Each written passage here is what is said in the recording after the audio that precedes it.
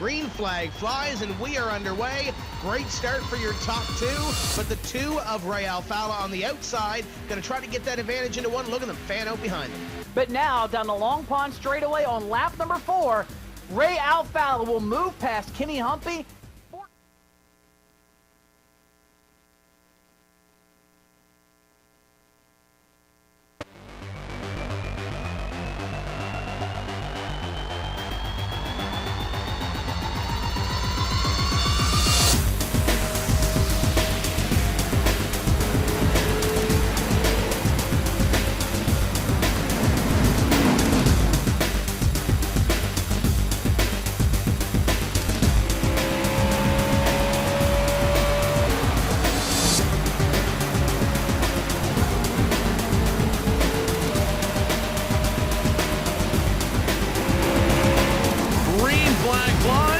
The NASCAR Peak Antifreeze Series, powered by iRacing.com, has officially begun.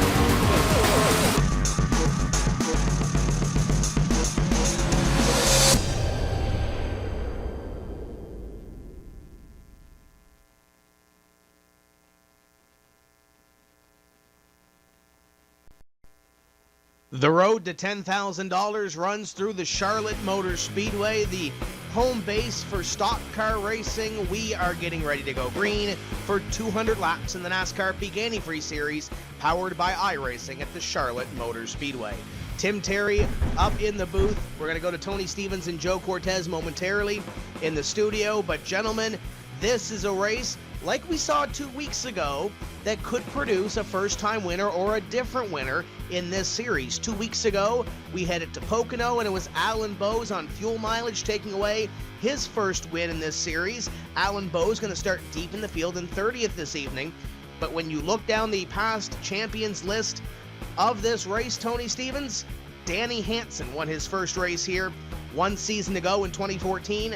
Joey Brown in 2013, Nick Ottinger in 2012, Thomas Hazard, Brad Davies, and Richard Towder, the 2010 champion, won here in 2010. There are 6 different names on that list. Do we add one more here this evening? Tim, I think it's a very real possibility, and I think it's going to be a driver that's not on that list. Exception might be Nick Ottinger over the course of the evening. He's been strong in the mile and a half as of the last year and a half or so, Joe. Past couple races, maybe not as good as he would like, but certainly he could be one that has a threat to repeat. But I think all eyes are going to be, as they have been all season, on the team and on Kenny Humpy, because of the simple fact that where we have been, they have been the car and cars to beat. Oh, absolutely there, Tony. I mean, the fact is, the team is the team to beat right now. But you absolutely have a very good point in the fact that Nick Ottinger remains a wild card in tonight's race. Nick Ottinger considers Charlotte, being from the Charlotte area himself, considers this really his home track. He's got a little bit of home turf advantage here, as do you, Tony Stevens, but for different reasons.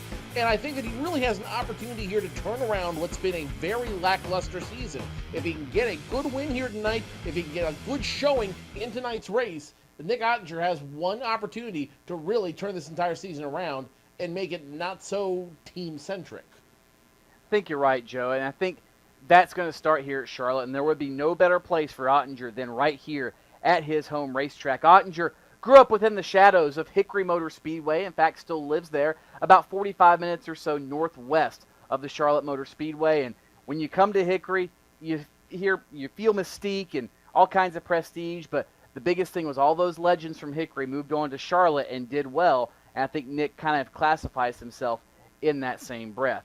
One thing we're going to have to watch out for tonight, I think, Joe, as well, is simply passing. Talking to some drivers before the race, they say this racetrack is a great driver's track. There's grip everywhere. They can move around the racetrack and do what they need to do, but that also inherently creates a problem, making it very hard to pass. You're at terminal velocity, and the question a lot of them are asking was, how do I get by a guy?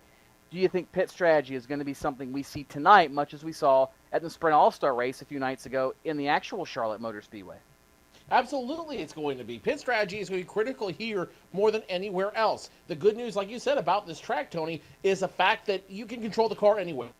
You can go high, you can go low, you can go middle. Makes for great 2-wide racing, even some 3-wide racing times. The problem, though, is it burns up those 4 good years underneath each of these virtual machines, which means these guys are going to have to figure out and mitigate their pit strategy. You're going to see guys saving it early on in the race and really in the mid-game of the race in order to make sure they have the rubbers they need in order to make it work down the long haul. The other thing to keep in mind here, Tony, is this is arguably one of the longest races we run. So these guys are not only combating the endurance of their cars, they're combating the mental endurance they need in order to complete this race. And it certainly wouldn't surprise me, not because of defect by any of these drivers, but just because of the pure length of this race alone, if we see some drivers make some very uncharacteristic moves at the end of the race, purely because of how long it takes and how much mental dexterity is required in order to complete this race.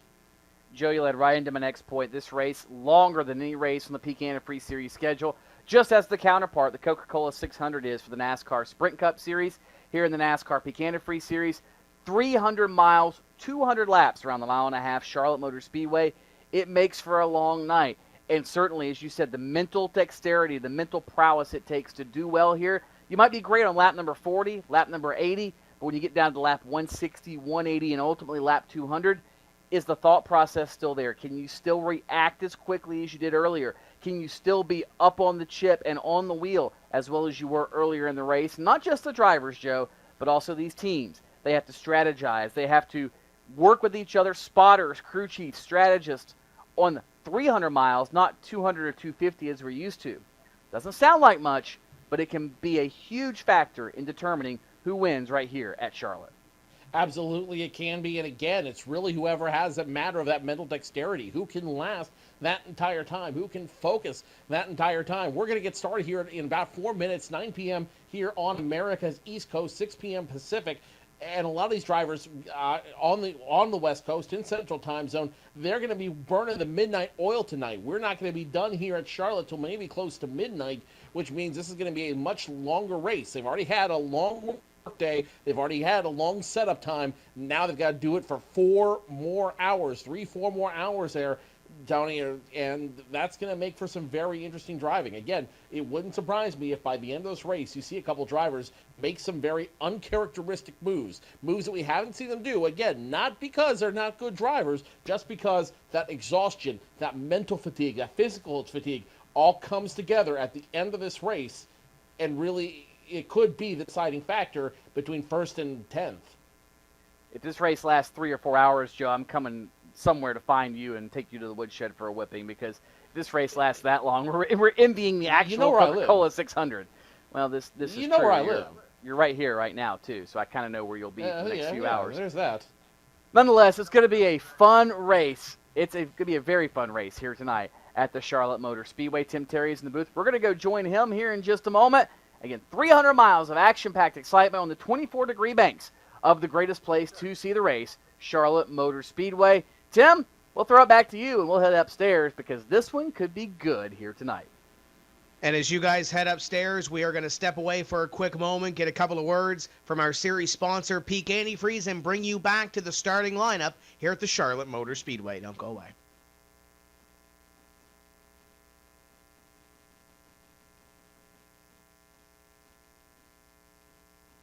Sorry, guys. I never would have thought making duck calls would have stirred up this much excitement. No kidding. Got him coming up here. Shortcut time! That's what I'm talking about. You sure this is a good idea? Oh, yeah. I got this. I can't guarantee you how this will end, but Peak can guarantee your radiator for life. Introducing the Peak Run True Guarantee. Check it out at peakguarantee.com.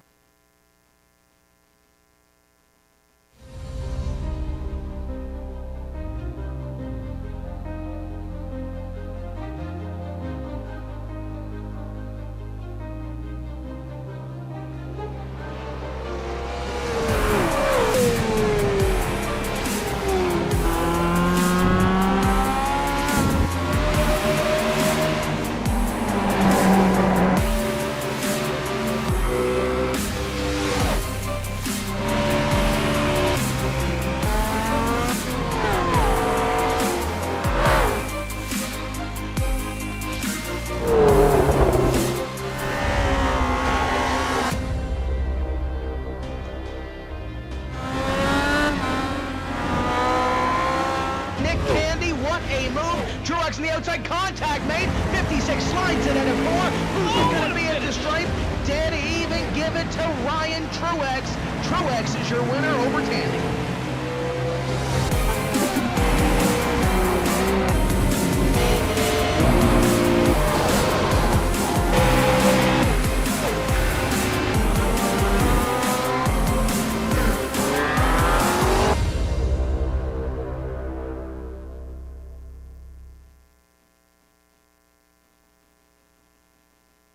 Welcome back to the Charlotte Motor Speedway, round number 7 of 16 on the NASCAR Peak Antifreeze Series, powered by iRacing. This is round number 7. We get 12 races in here, gentlemen. We drop our worst finish, or these guys drop their worst finish, and then we go for 4 races that count towards the championship standings. With this being the longest race of the season, this one, it could be interesting for some of these drivers that are going for that championship. They're all chasing Kenny Humpy right now. Ray Alfala, Chad Lawton, Patrick Crabtree, and Chris Overland, your top 5 in the standings. See what they can do here at the Charlotte Motor Speedway as we get ready to turn the page and go racing. These drivers are going to begin to grid here, and we will go down our starting grid. And how about Corey Vincent on the pole here this evening? Corey Vincent at a 27-21 will start from P1 to the outside. The 2012 winner of this event, Nick Ottinger. Second row, the number 27 of Cody Bias into his outside. Current series point leader in the Peak Antifreeze, number 58, it is Kenny Humpy. Row number 3 belongs to the 74 of Taylor Hurst on the inside. Gridding position number 5 on the outside again will be the 38 of Ryan Lowe. Here's 2 veterans looking to pick up their first win at Charlotte. It's Kevin King on the inside. He'll start P7. Ray Alfala to the outside in the 2. Good start for Rob Ackley and his Toyota. He'll roll off 9th, and Alex Scribner in the 50 makes it a pair of Camrys in row 5. Another 2 familiar names will occupy row number 6. Justin Bolton, the 36 machine, on the inside, and 11th. Matt Busa, the 34th, and 12th. He's carrying an onboard camera here this evening. Michael J. Johnson in the 39 to the outside. He's got new paint on the car. We'll talk more about it later. Chad Lawton in the 26. Brandon Bowie in the 54 starts 15th, and Stephen Gilbert pilots his familiar 37 from the 16th spot. Ryan Blackford will start on the inside of row number 9 in a 33 machine. On the outside of him, the 99 of Teemu Volan in the Inex Chevrolet starts position 18. We get Nathan Wise in the 24 in the next row, completing your top 20, Jay Sturgis. Benjamin Burmeister and Brandon Schmidt will make up row number 11. 3 wide Daly, hoping to make it to start 2 wide, position number 23 of the 93 Focus Energy Shot Toyota Camry. On the outside of him, another familiar name, the 9 of Tyler Hill, starting position number 24. Crabtree starting deep, the 15 starts 25th. Adam Gilliland in the 8 starts 26th. Former series champion Tyler Hudson is 27th, and Chris Overland is 28th. Row number 15 belongs to Casey Tucker on the inside, and last week's winner, or 2 weeks ago's winner, Alan Bowes on the outside. David Rattler, Andrew Fayash III, the next row. Trey Eidson, Jake Sturgis, Brad Davies will complete the top 35. And the rest of the field, Landon Harrison, Michael Connie, Brian Schoenberg, Tyler Laughlin, Alex Warren, Brian Day, Danny Hansen, rounding out your field of 42 tonight here at Charlotte Motor Speedway. It's the longest race, guys. Let's get ready to go green flag racing at the World Center of Speed. And here comes the 10 and the rest of the field. Green flag in the air. We're underway for round number 7 at the Charlotte Motor Speedway. Corey Vincent was strong in pro. This doesn't surprise the field, but running up front in this series, it's hard to do, Tony, and right now he's going to lead the field through 1 and 2. Corey Vincent, start of his life so far in the NASCAR Peak Antifreeze Series, out to the jump over former winner here at Charlotte, Nick Ottinger. Single file for the first 3 spots. The battle is back for 5th. That's where somebody's doing what hasn't been done all season long. Passing Kenny Humpy on the racetrack. Taylor Hurst trying to do just that. Underneath the 58 is a complete lap number 1. Now the 38 going to try to go low. No, check that. Ryan Lowe's going to go high. The 29 to Kevin King going to jump on the back bumper of the 74 Taylor Hurst, but it'll be too little too late. Kenny Humpy is gone, and now they're battling for the scraps behind him. Teammate Kevin King in the 29 machine down low. He'll get help from the 36 of Justin Bolton, and the team once again looking strong. You got Ryan Lowe there on the outside. Great qualifying effort for the 38. He ran well at Richmond a few weeks ago. He's on the outside. The 2 of Ray Alfala trying to come up through the field as well. 2x2 racing. Now back to 2 wide between the 74 and the 29 as change for second about to happen as well. Cody Bias pressuring the 05 of Ottinger. Battles well within the top 5. All throughout the field, for that matter, Tim. Kevin King now moves his way up to 5th by Taylor Hurst as you ride on board the number 05, the Ream Machine of Nick Ottinger. Top 3 starting to break away. The 3rd car of which is that number 27 of Cody Bias, we were just looking at as they work their way off turn number 2. Bias, really this is the biggest flash of speed and brilliance we've seen from him, as now he moves to 2nd. Ottinger says, go ahead and go around me. I will save that battle for later in the race. Bias, new 2nd place runner with 4 laps complete. Oh, trouble! Turn number 4! One car goes around, a yellow car. It looked like it, couldn't tell who it was, but 4 or 5 cars were in it. It all started, I believe, with maybe Brandon Schmidt as he got spun on the 24-degree banks of turn number 4. Somehow, they didn't all pile in, but Byron Daly caught a piece of it, and miraculously, what could have been a huge melee is only minor damage for about 3 or 4 cars. Nothing minor about the damage they received. As soon as we get the replay up, you'll be able to see what exactly happened there. It all starts with the 3 of Brandon Schmidt as he just takes that turn a little too hard. He gets a little aggressive coming through the apex of the turn, gets sideways, unfortunately gets sideways right in the trajectory of the 15 and 93, both running side by side behind him. Pat Crabtree gives him the boost he needs. The 93 tries to slow down, but it's no difference. 8 of Gillen gets straight in the back of the 93, so now Gillen heavy front end damage. The 93 of Byron Daly front end and rear end damage on that Toyota Camry. 3 cars all going to end up going down to pit road this time by, looking for a little more than your standard tires and fuel. The one thing that you mentioned, Tony, that could have been a lot bigger than it was. And when I spoke with some of these teams this week, they said that could very well be the nature of the beast here this evening. If somebody does spin like that and there is a pack behind them, there's really nowhere to go. You have to really be heads up and make sure those drivers behind you know that you're slowing down, and the spotters have to be on their game. We saw it there. That could have easily been a 10-car incident. Instead, it was just a single-car incident with a couple of guys getting away with a little bit of damage as they pass through the 66, the 8, the 15. The 3 of Brandon Schmidt is going to come down, get some fenders pulled out, get back on the racetrack, and he's probably going to be able to contend here tonight, at least in the middle of the pack. We'll see what he can do. And, Tim, going back and looking at the replay, there were 3 wide going into turn number 3, and Schmidt might have ended up getting really a lot less damage, you said, than maybe he should have. He was stuck in the middle between Crabtree and Daly, and then he ended up in the middle of turn number 3 of the racetrack, and trying to cut down as it was. He already had 2 cars in his back bumper, taking the air off the spoiler, and when you get on the throttle here, especially early in the run, it's very easy to spin the tires and lose the back end, plus all the aero dependency that you have now lost from those cars behind you. And I think that's ultimately what happened. It was nothing more than simply Brandon Schmidt losing control in a pack of traffic. And as we said, it could have been a whole heck of a lot worse. But ultimately just a product of racing here at Charlotte in a tight pack and a very narrow racetrack, Joe. This racetrack not necessarily easy to pass on because it is probably the narrowest 1.5-mile track on the circuit. It's the narrowest, but it's the most fun, and as we saw in those opening set of laps, these guys really can manipulate the track to their advantage and really take advantage of everything this track has to offer. On this restart, watch for the team. You've got 2 members of the team, Cody Bias and Kenny Humpy, starting on the outside in the first 2 positions, then Kevin King immediately behind them on the inside with Justin Bolton on the outside. 4 team members of the team getting ready to do business, and don't be surprised if these guys try to form a train and leave everyone else behind. But it's Corey Vincent leading them to green. The 10-car will put the hammer down right here. We're back underway. Green flag flies. 27 of Cody Bias will try to find his way into second. Right in front of Nick Ottinger. Ottinger onto the hammer and pressuring the 27 right off the hop. Somehow, though, they all sorted out single file for about the top 6 cars. They work off turn number 2. And that early caution, guys, as we continue to build speed, keep in mind about the top 22, 23 cars stayed on the racetrack. Everyone else came down pit road.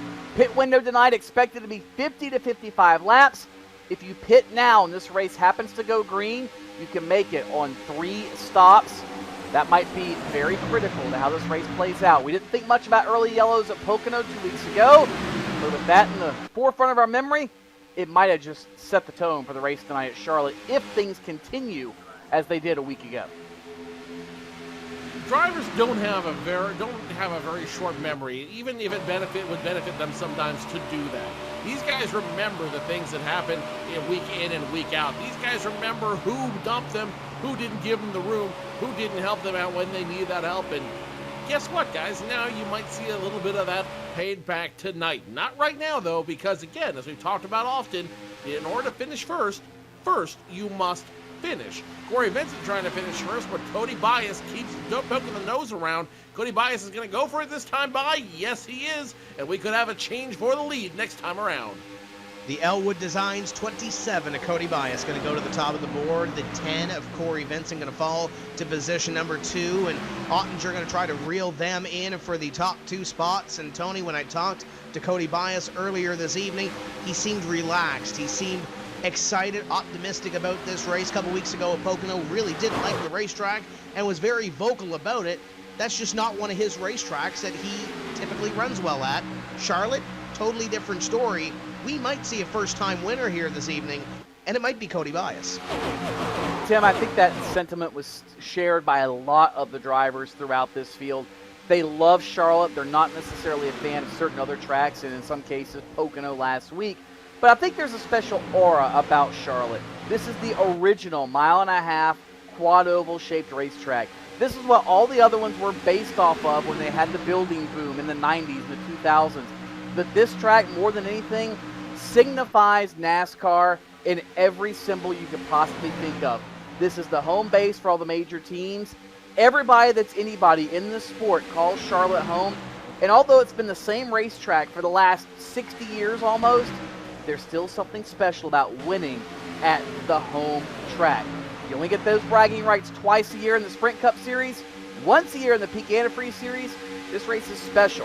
And because this racetrack has so much grip and likes to lure these drivers into a sense of security, Joe, this racetrack also produces some really great racing because the drivers are confident and they're motivated, arguably more than anywhere else in the circuit.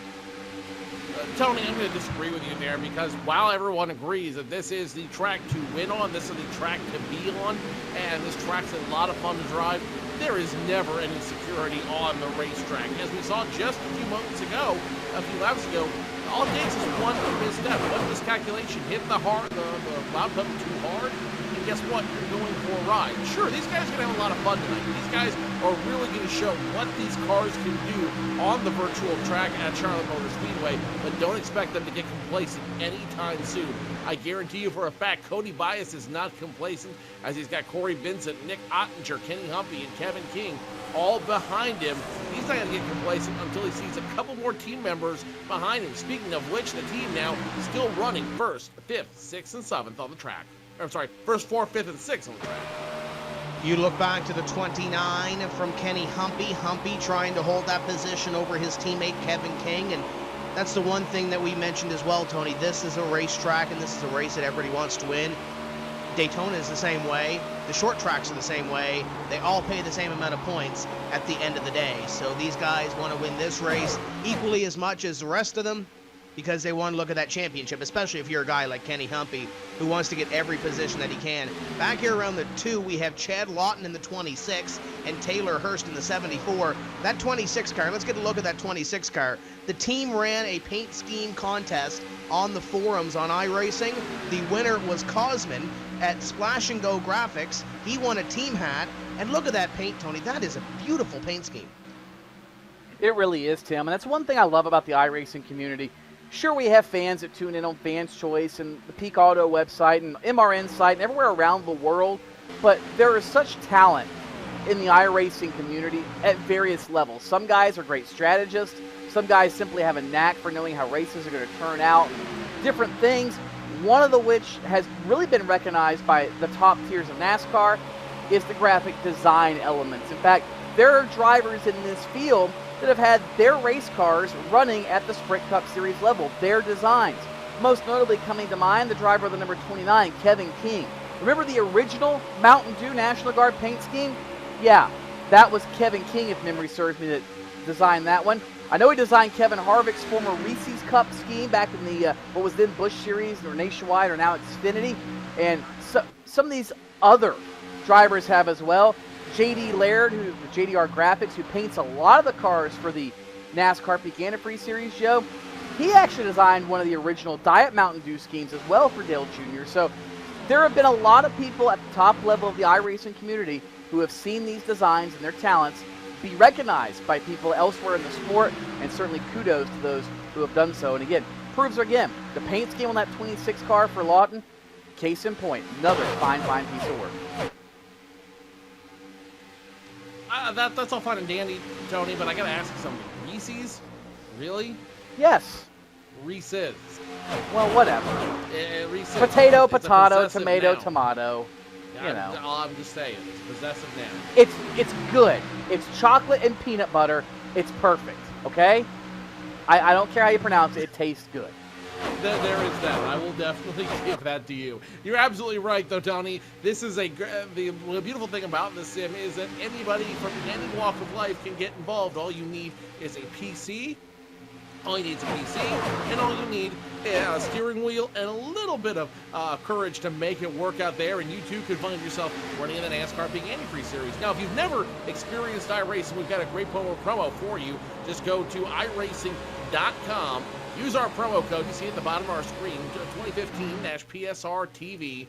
If you buy 1 month, we'll give you 2 months free and throw in the late model as well, so you can get started on all the oval racing and painting you want to do here in the iRacing sim. Go to iRacing.com, use our promo code you see at the bottom of your screen there, 2015-PSR-TV.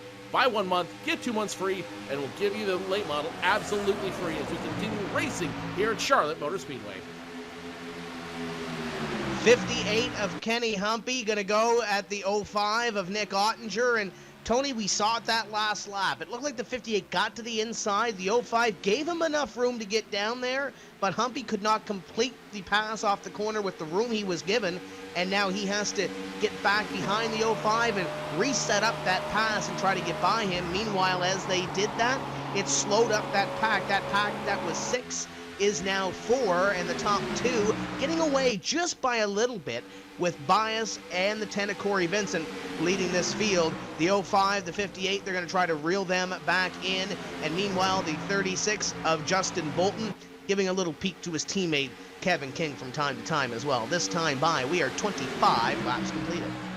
And keep in mind, Tim, this group still has yet to come to pit road. We're about halfway through a fuel run. This race beginning to get that green flag look to it. We see various distinct packs throughout the entire field, and that means one thing. This race, everybody's starting to race those around them, and they're not so much worried about trying to really leapfrog a lot of positions. They're starting to get in that long run mode, and I think Kenny Humpy also is starting to get in long run mode. He's not going to take any unnecessary chances to get by Nick Ottinger. He realizes he's in a solid top 5 spot, and even though it's only race number 7 of 2015, Kenny Humpy, I believe, is points racing because he knows how valuable that lead is that he has. And as he gets later and later in the season, if he can keep it, it affords him some chances to have some bad races. Well, something you have to also remember here, Tony and Tim, is this season's just about halfway over. After next week, we will be officially have jumped over the hump. Then we'll have 4 more races until the unofficial NASCAR Peak Antifreeze Series chase begins, where we dump the lowest finish by these drivers and get a real feel for what these points look like and where everyone's going to finish, as it were. So right now, points racing is critical, as you see Humpy now getting around that 10 machine, joining the 05 of Ottinger and the 29 of Kevin King, as they all get around the 10 machine of Corey Vincent. It's important, it's critical to do that points racing, as I was saying a second ago. Even though they're making the pass, it's critical to that points racing, not to stress out the car, not to stress out yourself, and most importantly, run as if the position matters, as if tonight your season could end. Because guess what? If you don't run that way, your season could end a whole lot sooner rather than later.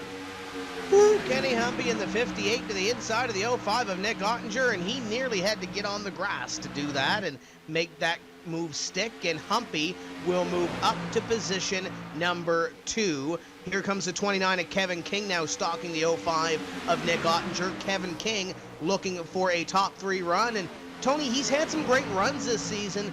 This might be the earliest we've seen Kevin King in a race push to the front of the field. He's going to go underneath the 05 of Ottinger, being told that Conti might be coming down pit road under the next couple of laps or so. So keep a half eye on Michael Conti, who may be heading pit side. In fact, Michael Conti is on pit road in the Peak Blue Death Chevrolet, and that car is almost out of control, rolling through the stall. Something definitely very much amiss on the Michael Conti machine, and problems for him. Looks like his night is going to be over as Justin Bolton. A little bit of an issue there with Nick Ottinger, as Ottinger now falls back to the 5th position, and strangely, Corey Vincent, who was running at the front earlier, he has fallen back now outside the top 5. Very quietly, the pole sitter might not be having the fastest car at the end of the night. We'll see how it all shakes out in the course of 200 laps. Only 32 laps complete, still a long way to go. 85% of this race is left, guys. Absolutely it is, and now we're almost getting to the point of pit stops. Pit window tonight should be plus or minus 50 laps out there on the track.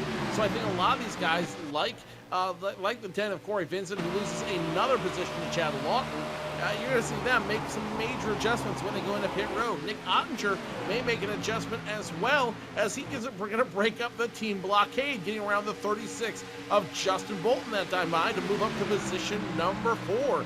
No retaliation from Nick Ottinger. Very clean pass as he makes it through. Now up front, it's still the top 3 team leading this race. Cody Bias, Kenny Humpy, Kevin King. These guys seem to have the setup to beat right now, as Cody Bias has a huge lead over teammate Kenny Humpy, over half a second and counting. And what we saw about 10 laps ago or 15 laps ago was the top 6. You could throw a blanket over them. They were running single file. And now, as you mentioned, Tony, we see the 10 of Corey Vincent falling back through the field, the 26 of Chad Lawton coming towards the front of the field. So we're at that point now, lap 35. We have about 15 or 20 laps or so before these guys come down pit road. We did have that early caution. Some of these guys may be able to stretch a little further than the 50 lap mark that we talked to some of these teams earlier about.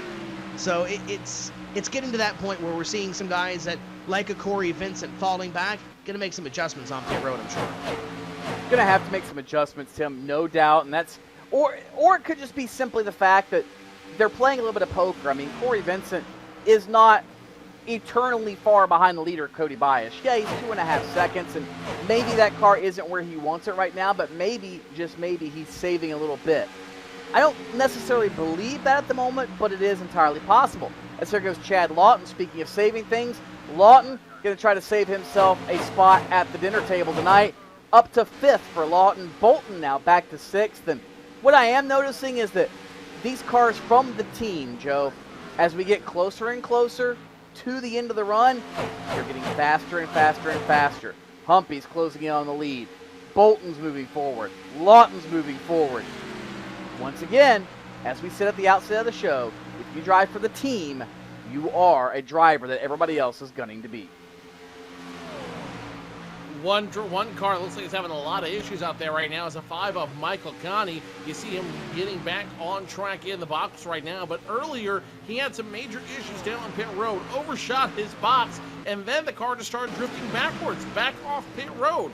Now Conti's back on track. He's going to get back into pit road and try that pit stop all over again. But what I think, guys, was supposed to be a strategic move to try to break up the pit cycle in case we do have a rash of yellow fever at the end of the race, kind of backfired as a result of that incident.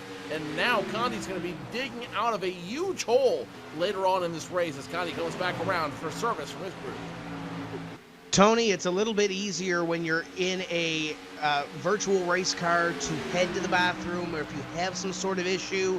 We might have just seen that with Michael Conti having to come down pit road and having to attend to something, and obviously he's having some other issues down there on pit road trying to find his box. And other things. Adam Gilliland is 20 laps down right now. He had a little bit of doings with that first wreck of the evening. Brad Davies is 1 lap down. Everybody else on the racetrack, 39 strong currently on the lead lap, though Byron Daly is about to go a lap down to the leaders, who we are about to have a battle for the lead with, as the 27 of Cody Bias has company with Kenny Humpy. Humpy has closed in on the Elwood Designs number 27, and Humpy may be poised to lead his first laps of the evening here.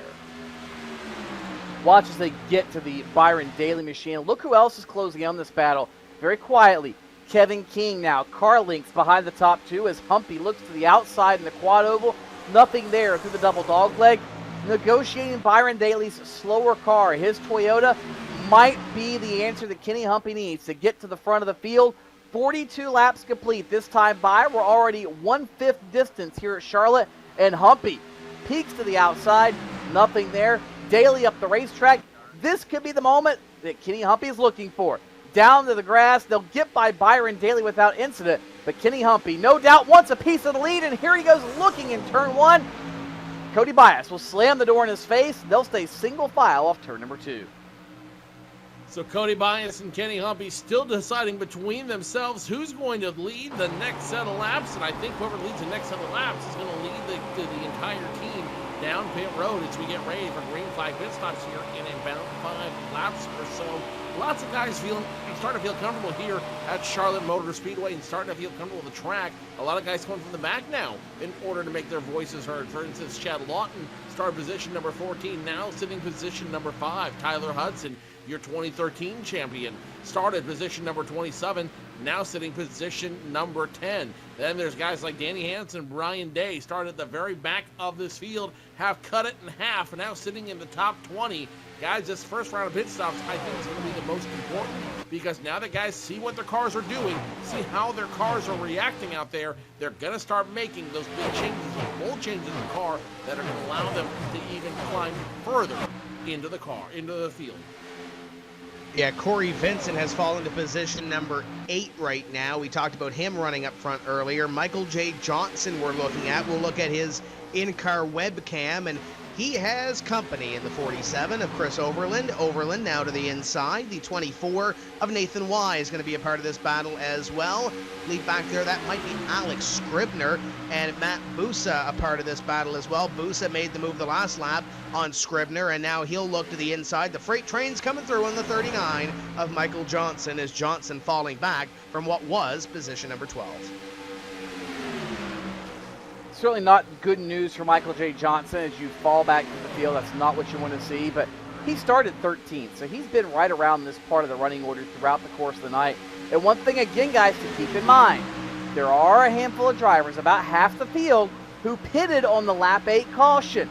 They can go a little bit further than the leaders, and if something were to happen during the round of green flag pit stops, they would be in the catbird seat sitting pretty.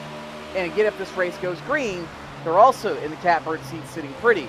But as this field expands, that advantage gets smaller and smaller, because those who pitted, they haven't really done a great job of moving up through the field. Some of these guys that stayed out, that started in the back, like Brian Day or Danny Hansen, they really haven't lost any ground. They haven't gained any ground either. They're at the back of the top 20, which tells me, Joe, this race is very much becoming a game of track position here tonight.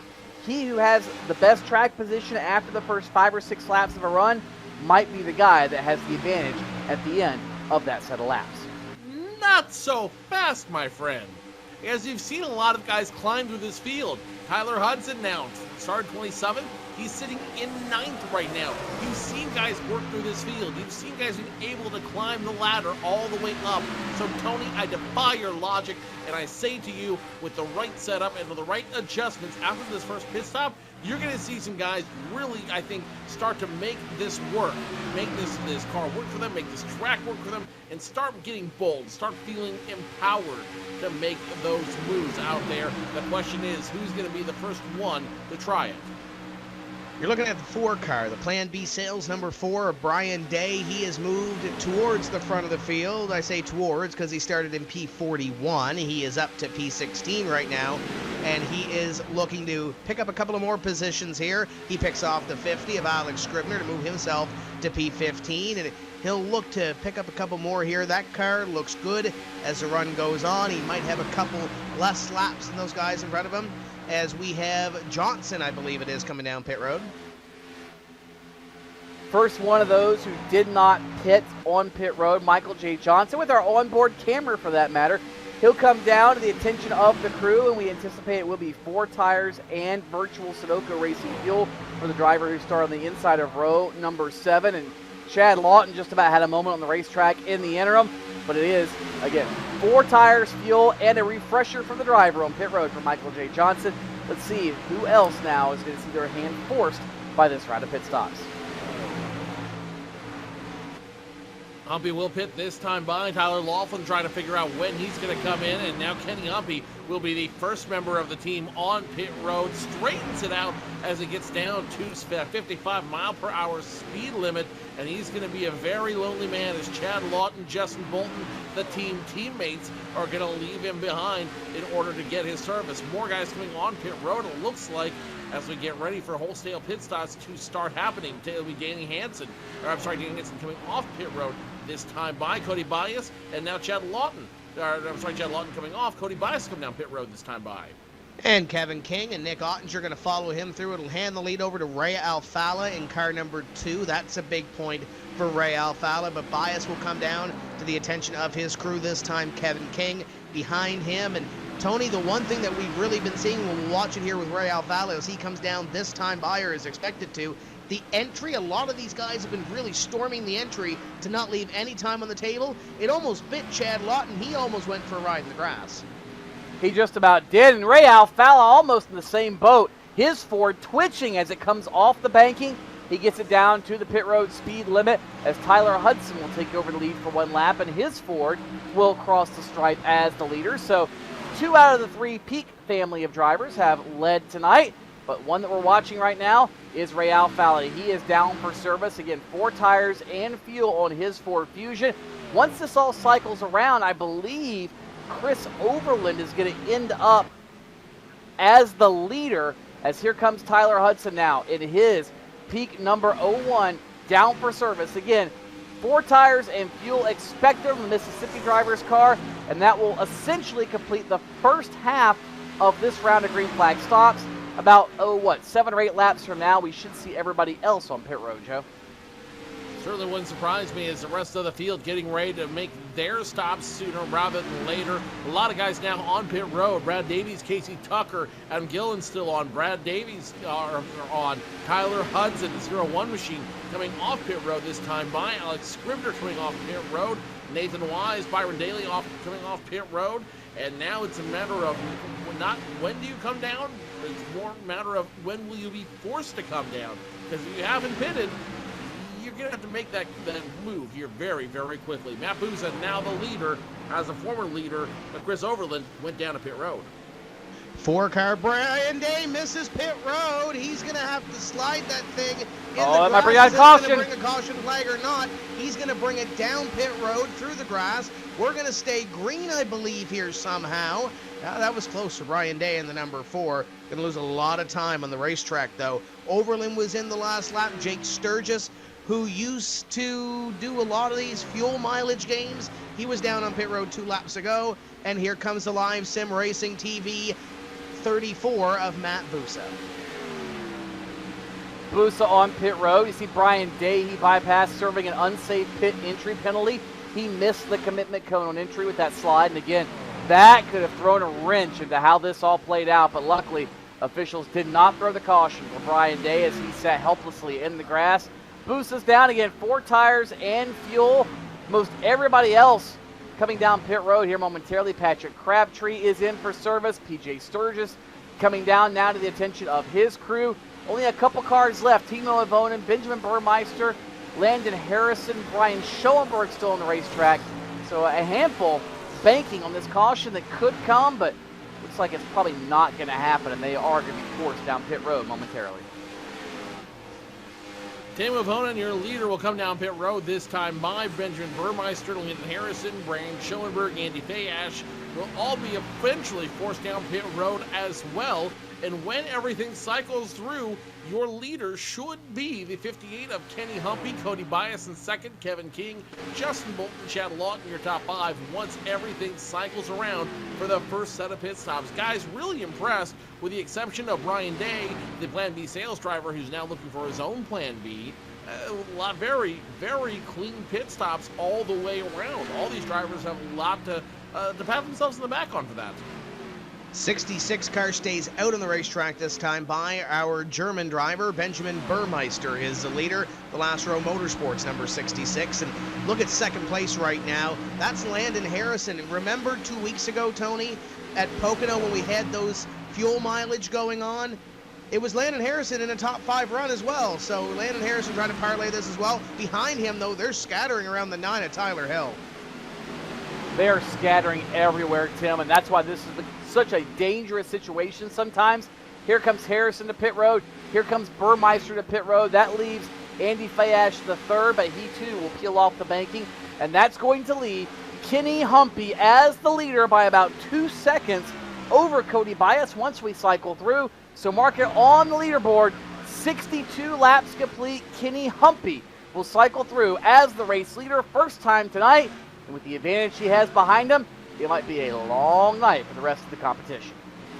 It's going to be a long night for the rest of us. We got 3 more of those to go through here at Charlotte Motor Speedway. So now that everything's cycled out, let's cycle you through where the top 10 are right now. Kenny Humpy, no surprise, back in control of this race on lap 63. He'll come back down pit road around lap 100, 101 or so. Cody Bias in second, Kevin King in third, Justin Bolton in fourth, meaning the team controls the top 4 positions in this race. Chad Lawton now in fifth, Ray Alfala, the 2-time champion, in sixth, Corey Vincent in seventh, Tyler Hudson will round out eighth, Tyler Hurst ninth, and Danny Hansen will round out your top 10. Very interesting cast of who's who up front, but no surprise, the team back in control here in the NASCAR Peak Antifreeze Series.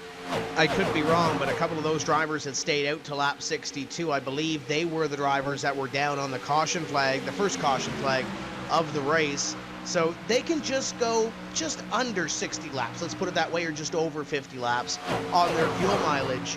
It's not going to split it up into a 2-stop race, Tony, but if we do get down to the end of it, where strategy does come into play, and let's say we have a caution with 60 laps to go, it might put in that maybe these guys can come close to making it and push it a little bit further.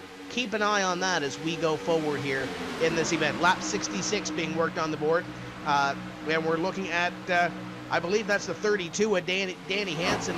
He won this race last year. He had to put a little bit of strategy up to get near the front of the field, and he is up in the top 10. And unlike last year, Tim, where there were 11 cautions in the course of the evening and somebody else had a lot of laps, we haven't seen that yet. Here tonight as we close in on the 100-mile mark, lap 67. Next time by will be 1/3 distance here in this 300-miler at Charlotte. But Hansen came home the victor tonight. The Segpay number 32 could be in prime shape to do just that again. Doesn't seem to have the fastest car, but very impressive. Stayed out on the lap 8 pit stop that some drivers came in to get track position, held on to it, kept moving forward, and after starting 42nd on the field, cracking the top 10 by mile number 100, that is a pretty awesome accomplishment for Danny Hansen. And if he can keep moving forward, it could be another victory for Danny Hansen if everything falls his way. But got a feeling at 11 seconds behind the leader, Joe, he's going to need a little bit of help, and that's going to have to come in the form of a caution flag or a mistake from those up front. That's absolutely agree. I'm not going to argue that point at all with you there, Tony, because the team drivers just so strong and so dominant once again on the field, guys. And because of that, if anyone else wants to try to take control of this race, they're going to have to pry it through the hands of Kenny Humpy, Cody Bias, and company out there.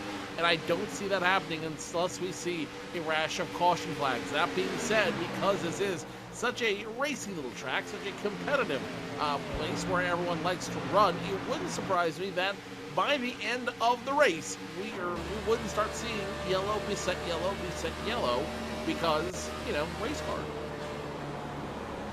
Cody Bias seems to be chipping into the lead that Kenny Humpy has. He got about a half-tenth the last time by and continues to reel in driver number 58, his teammate, Kenny Humpy. And you look down the top 5, gentlemen, it's all the team. Kenny Humpy, Cody Bias, Kevin King, Justin Bolton, and Chad Lawton, your top 5. We mentioned Danny Hansen and that Drill Isle team not running the way they have wanted to this season. They've struggled at some racetracks. Aftermath Motorsports in the same boat. Tyler Hill had a top 5 run at Pocono through all that strategy. He currently runs in P15 right now, so that's the bright spot for that Aftermath Motorsports team. Hill within the top 15 right now. And doing solid. Won his first Pro Series race here at Charlotte, what seems like forever ago, but it was just in the off-season for the NASCAR Peak Antifreeze Series. And really, if a driver had ever had a knack for a racetrack and a confidence builder, this is going to be it for Tyler Hill to come in here. And he's had a couple of good runs. He had a solid run at Pocono, for that matter, a few weeks ago.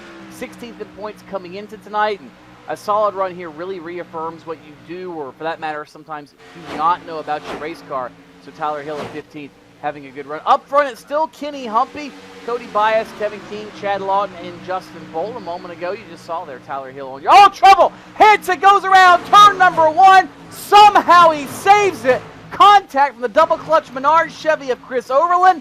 How in the world did Danny Hansen save that race car? No contact, will stay green, and Danny Hansen needs a change of clothes inside that 32. Danny Hansen, miraculous save out there after that contact with the 47 of Danny Hansen and Chris Overland. And I've got to say, that was huge for Danny Hansen. He's going to need a new set of tires on that car, but the good news is he didn't get a whole lot of damage on it. He was able to save the framework, he saved the aero on it, and he can get back in this race. But now, more than ever, he will need that caution flag in order to get back up with the rest of the field. Meanwhile, Alex Scribner gets around the number 9 of Tyler Hill, so moves Scribner up in the position, while Brad Davies down on pit road getting some work done.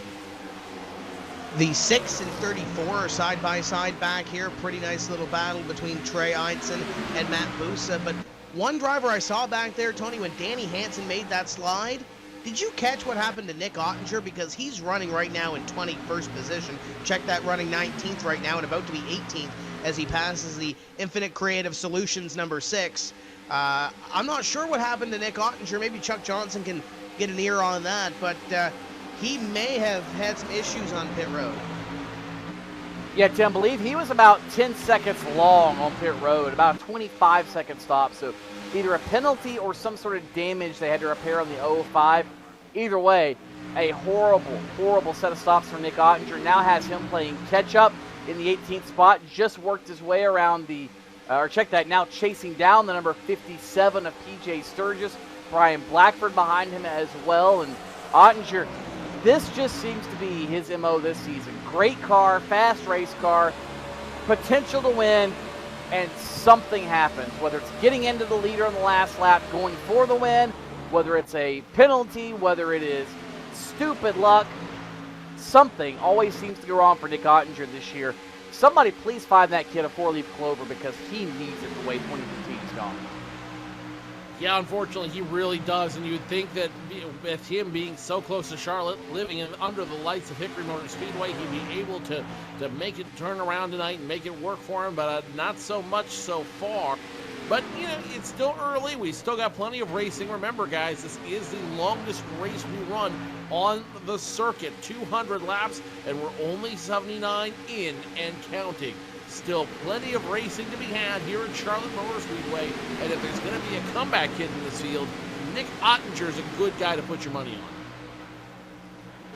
Danny Hansen continues to fall through the field. The 32 car had an issue the last lap by and trying to find his footing right now after that slide that he had a few laps ago. Just had another one a couple laps after that, and he's going to need a caution flag, and need a caution flag really, really quickly, because he continues to fall through this field. That's Byron Daly behind him. He is currently 1 lap off the pace. Danny Hansen currently scored in 24th.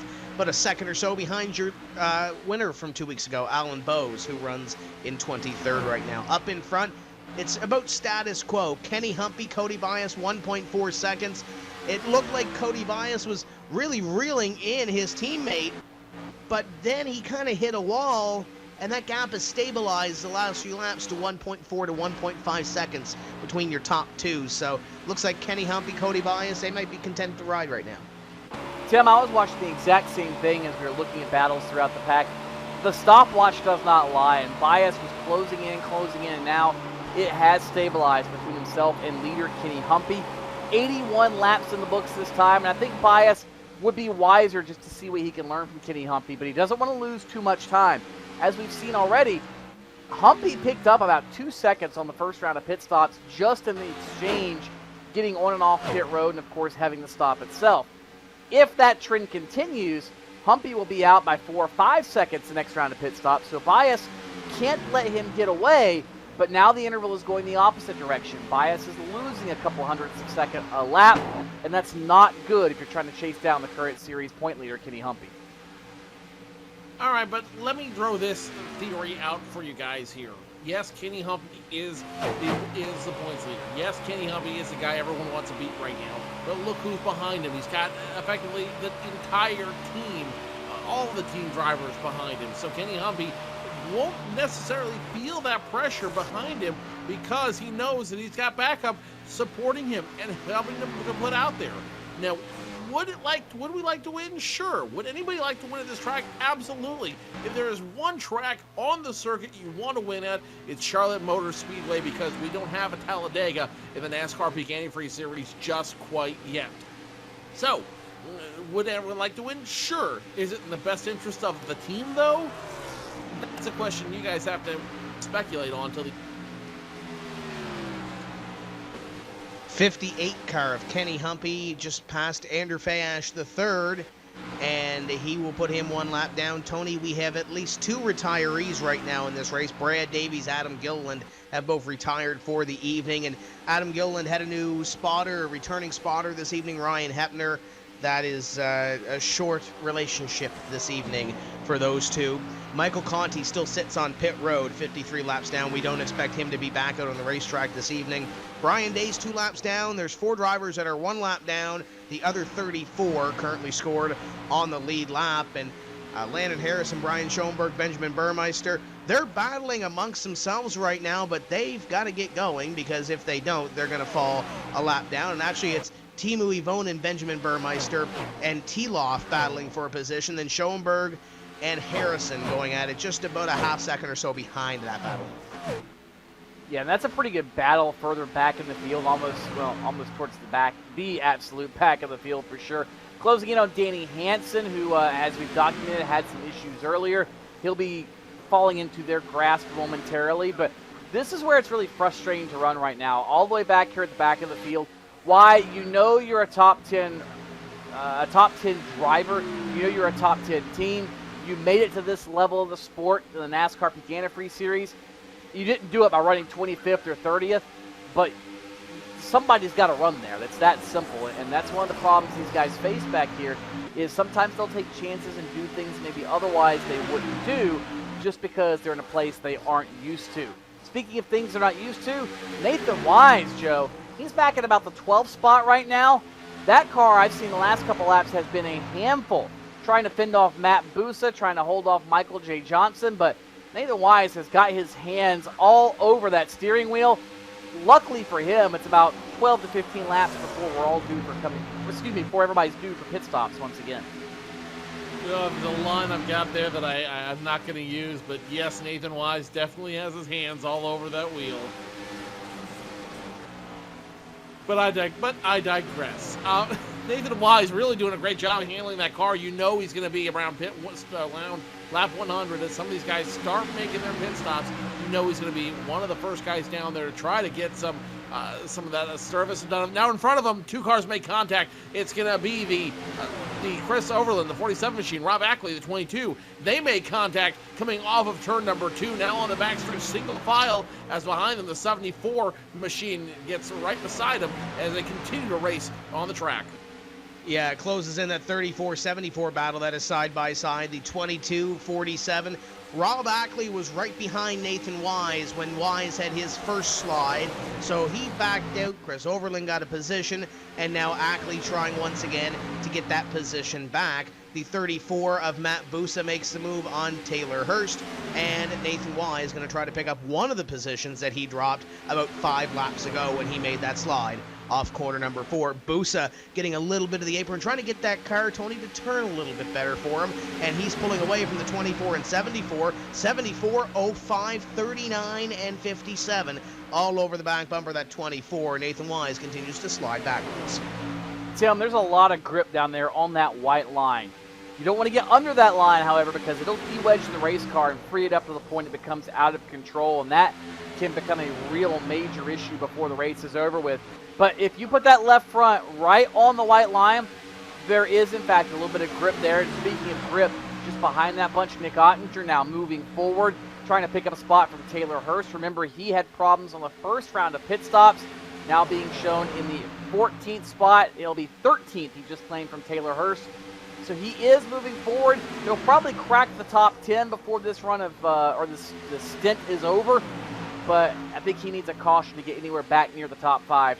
Tough break for the Rheem Camry of Nick Ottinger as he continues to claw his way back up the leaderboard. One driver that's probably not going to be in that top 10 group is 51 Monster Energy Chevrolet of Tyler Laughlin. T-Loft telling his spotter, I'm having a hard time conserving these tires underneath me. I can't be competitive and be able to work this car forward. So E.J. O'Rourke and Tyler Laughlin having a little bit of discussion here of what they need to do on the second half of this race in order to make that 51 more competitive down the pike.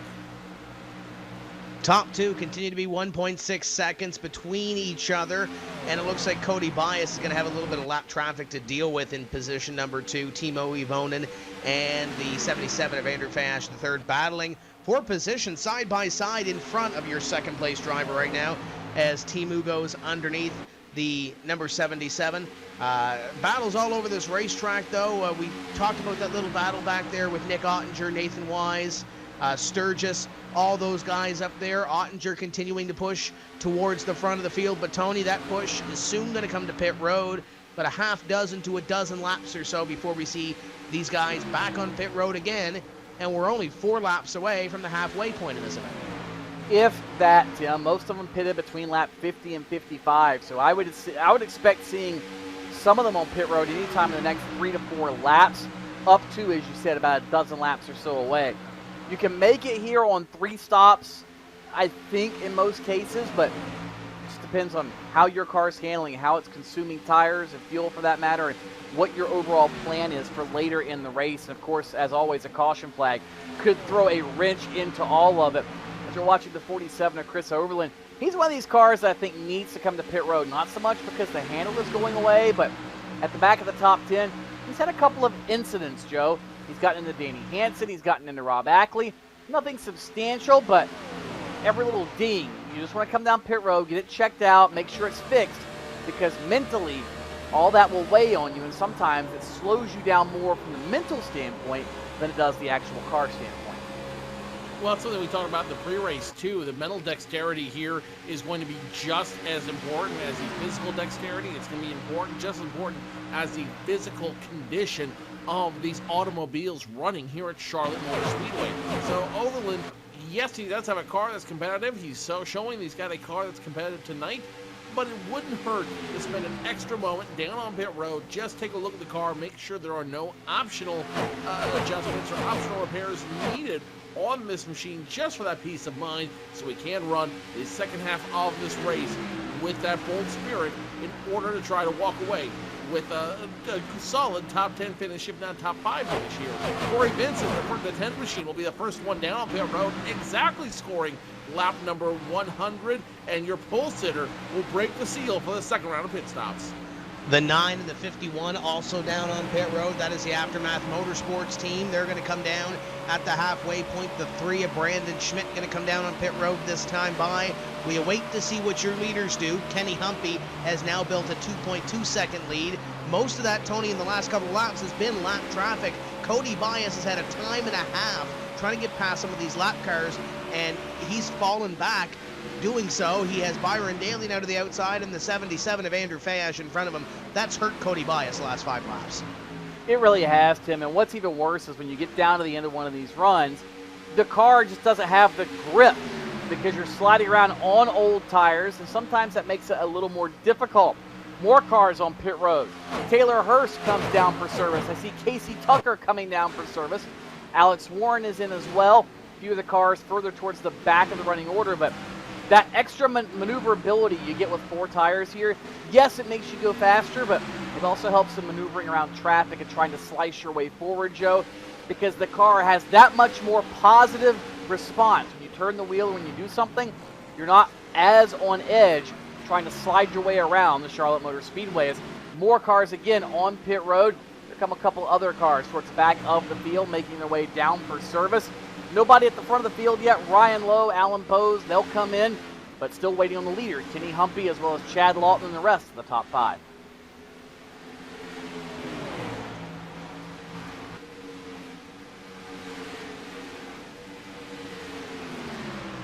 So now down on pit road, lots of other drivers coming in. Brian Blackford said he's going to come in. Kevin King, Patrick Crabtree are going to come in this time by. And now here comes the 58. The 58 of Kenny Humpy. He will now join the teammates down on pit road. And now the complexion of the race has changed once again.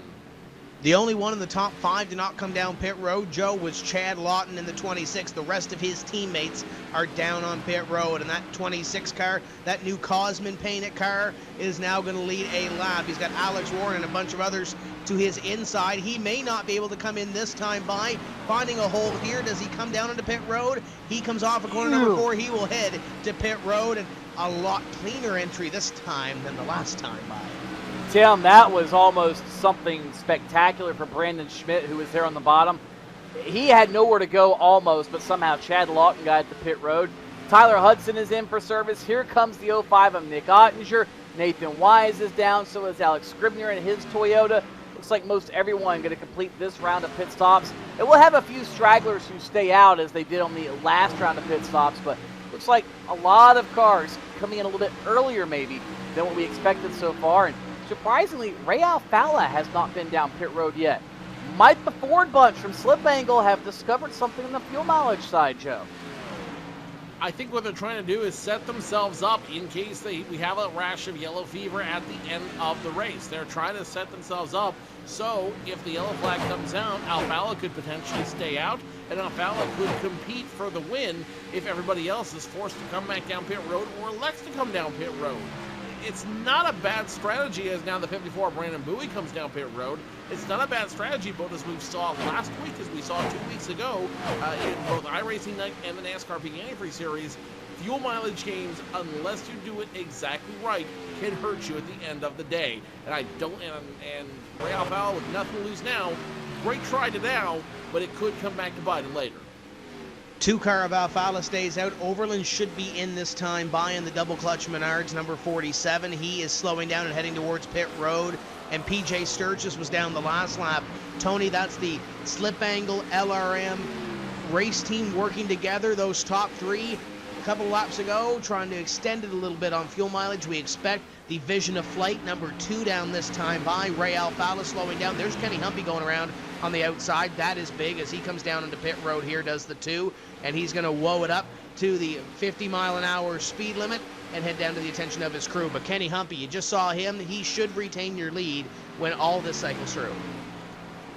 Humpy, in fact, will cycle around to be the race leader, and once again, he's got a pretty substantial lead now, making about 2.5 to 3 seconds over Cody Bias.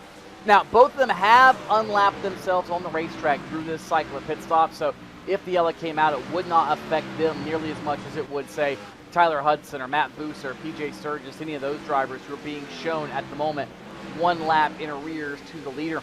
And speaking of some of those drivers, watching that pack of them dice their way into turn number 3, there's Sturgis, Wise, Ackley, the 47 of Overland. This is 5, 6, really 8 cars that have been all over one another the last 5 or 6 laps, guys. And if it was not for pit stops happening, I thought we would have probably had a yellow flag from this group because they are getting very rambunctious and very aggressive as we're past the halfway point. Well, now it's go time. Now you have to start making those moves and figuring out where you want to move and where you want to be when push comes to shove at the end of this race. So expect that rambunctiousness, that restlessness to start picking up as business starts picking up here at Charlotte Motor Speedway. We're halfway through, guys. We don't have an opportunity. We don't have a chance. If you didn't make that move, make it now and don't think twice. Brandon Bowie leads this field, going to get that extra bonus point for leading a lap. Schoenberg, Burmeister, Evonen, Fayash. Top 5, they have yet to come down pit road. We'll see if Bowie decides to come down here. Is this the lap for the 54? No, it is not. The Elwood Designs 54 stays out on the racetrack. Brian Schoenberg going to do the same. We expect Burmeister and Evonen to do the same. The 2 European drivers from Last Row Motorsports and Andrew Fayash III, 3 wide down the front straightaway with 2 drivers who have already come down pit road. Fayash trying to hold on, but only 4 seconds behind him is Kenny Humpy. Yeah, in fact, Humpy lapped Fayash on the racetrack. So once it all cycles out, Fayash will be a lap down again, Tim.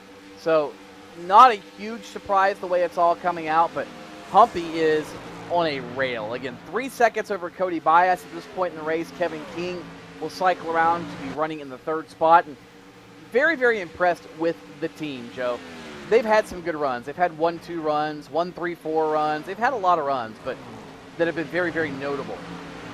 But this, tonight, I don't think we've seen such domination. This is a statement race for the team. As Brandon Bowie comes down pit road, Brian Schoenberg will inherit the lead to complete lap number 114. His first lap led here tonight at Charlotte. But, Joe, this is a statement race for the team. If they can finish how they're running, 1 through 5, that has got to simply be demoralizing for the rest of the competition. It's harder because at this point, you want to win that race. At this point, you want to do something else. You want to do whatever it is you can to get up there and try to take it away. So, demoralizing, sure, but it should be just as motivating as well, because you're like, you see that guy in front of you, you're like, okay, if he's in front of me, what do I have to do to be better than him? 55 gets punted by the 37. Oh, wow. And there they go around it at corner number 4. There's the caution flag. The 05 of Ottinger also goes for a spin. And here's what I don't understand, Tony. I'm reading the in-game chat as these guys are coming around this racetrack. They have the option of hitting a key that tells the drivers behind them, I'm pitting in. Brian Schoenberg hit that key down the back straightaway. Apparently Stephen Gilbert, or whoever's spotting for Stephen Gilbert, I think it's Greg McKinney, the 37 didn't get that memo and ran into the back of Schoenberg as Schoenberg was coming down pit road. Yeah, Tim, not sure exactly what the 37 of Gilbert had going through his mind there. Schoenberg nearly saved it, but head up the racetrack and didn't hit anything. He really got off scot-free, and to be honest with you, it might be a lucky break for Brian Schoenberg. He'll stay on the lead lap. He'll get to come down pit road and not lose the lap he would have if this cycled around. And look at this. Watch this. Go back on the replay and look at Kenny Humpy's onboard. Watch how close it came for the number 58 Chevrolet of Kenny Humpy as it came off turn 4. You see ahead of him all the chaos is getting ready to unfold, and it's just amazing that he was able to get through that. Thread the needle. It's like Moses in the Red Sea. That's what it was. Humpy had nowhere to go, and finally the sea parted, and there he was in front as the leader. Sometimes it's better to be lucky than good. Kenny Humpy was both in that instance, I think, Joe. You know, I'm going to give a shout to Nick Ottinger, too, the 05 machine, seeing the trouble in front of him, nowhere to go. If he keeps it on the loud pedal, he could potentially punt the 55 even further and ruins his night. If anybody else, if he slows it down, he could get punted. So what does he do? He spins it. He puts it in the spin cycle, hits nothing out there, and all it's going to cost him is a set of tires. Nick Ottinger, smart move in order to avoid the trouble. Yeah, he'll be back in 30th, scored right now, but it's worth it to keep that 05 Rheem Toyota clean. A lot of guys did some gambling. Ray Alfala, Tyler Hill among them. 2 tires on those cars. We'll recap everything when we come back to the NASCAR Peak Antifreeze.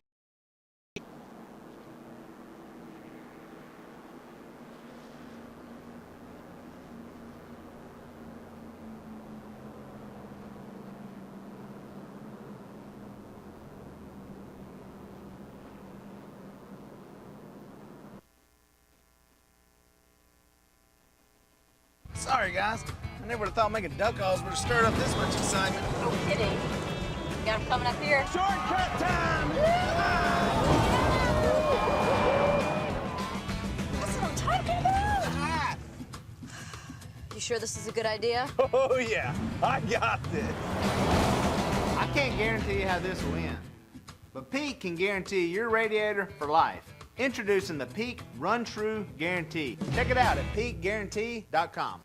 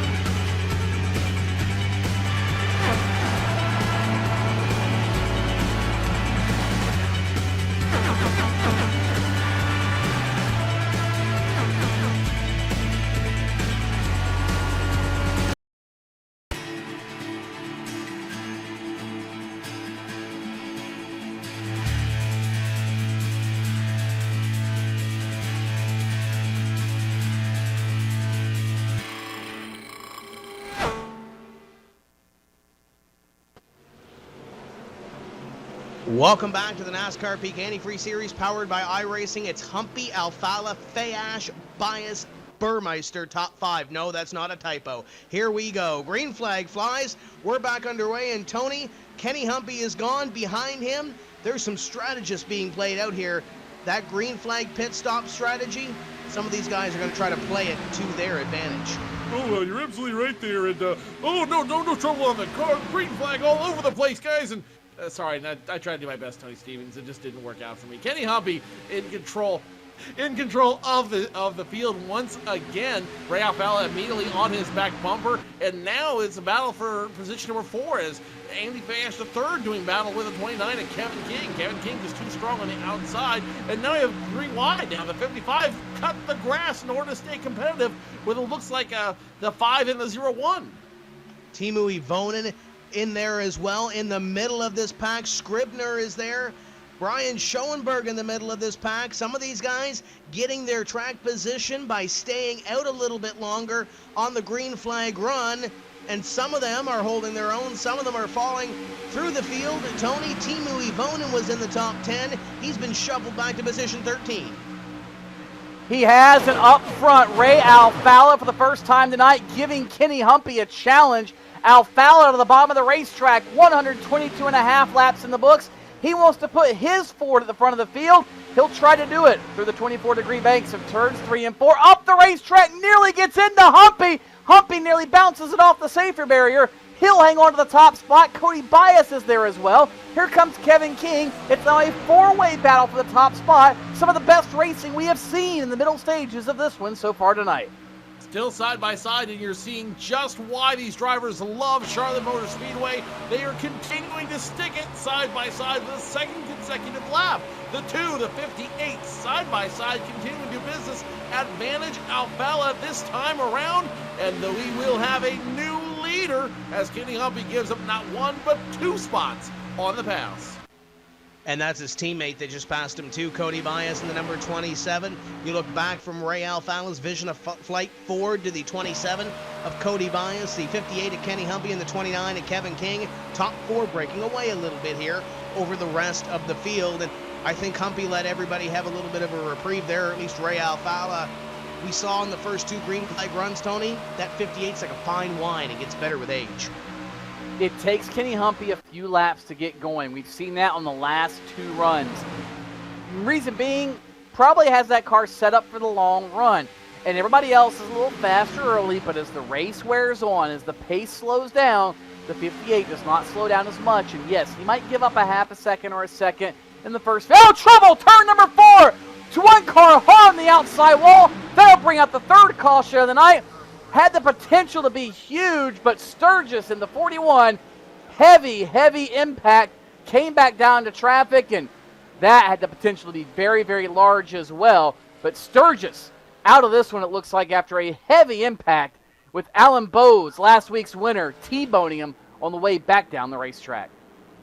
Well, the 41 did exactly the same thing that brought out the first caution flag earlier tonight. He just got too aggressive, it looks like, coming off of turn number 4, or coming into turn number 4 and through turn number 4, and as a result got booted into the outside wall. And then ultimately got booted by Alan Bowes, and now the 41 is done, and Alan Bowes' night should be done as well. Oh, Trey Eidson, too, in the number 6, just barely clips that number 41, but I think it's going to be enough to give him a little bit of damage. He's going to come down and get that one fixed. Cody Bias is staying on the racetrack, but we've got about half a dozen or so just outside this top 10 or so coming down into pit road. Benjamin Burmeister being one of them. He was up there in the top 10, and Tony, he was one of those drivers that got a little bit of track position after that green flag cycle of pit stops. Yeah, and Tim, this is where you take that gamble, and this is where you hope that gamble pays off. You're able to take full advantage of 2 tires, no tires, whatever your pit strategy happens to be, and by having these cautions and letting everything cycle around, it puts you in a good position. So those who were able to stay out on previous runs and take 2 tires in the last yellow, this is working out very, very well for them. Yeah, but then you have to look at the guys who are up front right now who are going to be leading this race when it goes back to green flag racing. Cody Bias, Kenny Humphrey, Kevin King, Charlotte Motor, Justin Bolton. These guys are going to be once again back in control and back on their original strategy. Are they going to have the tires that the guys who come down pit road have?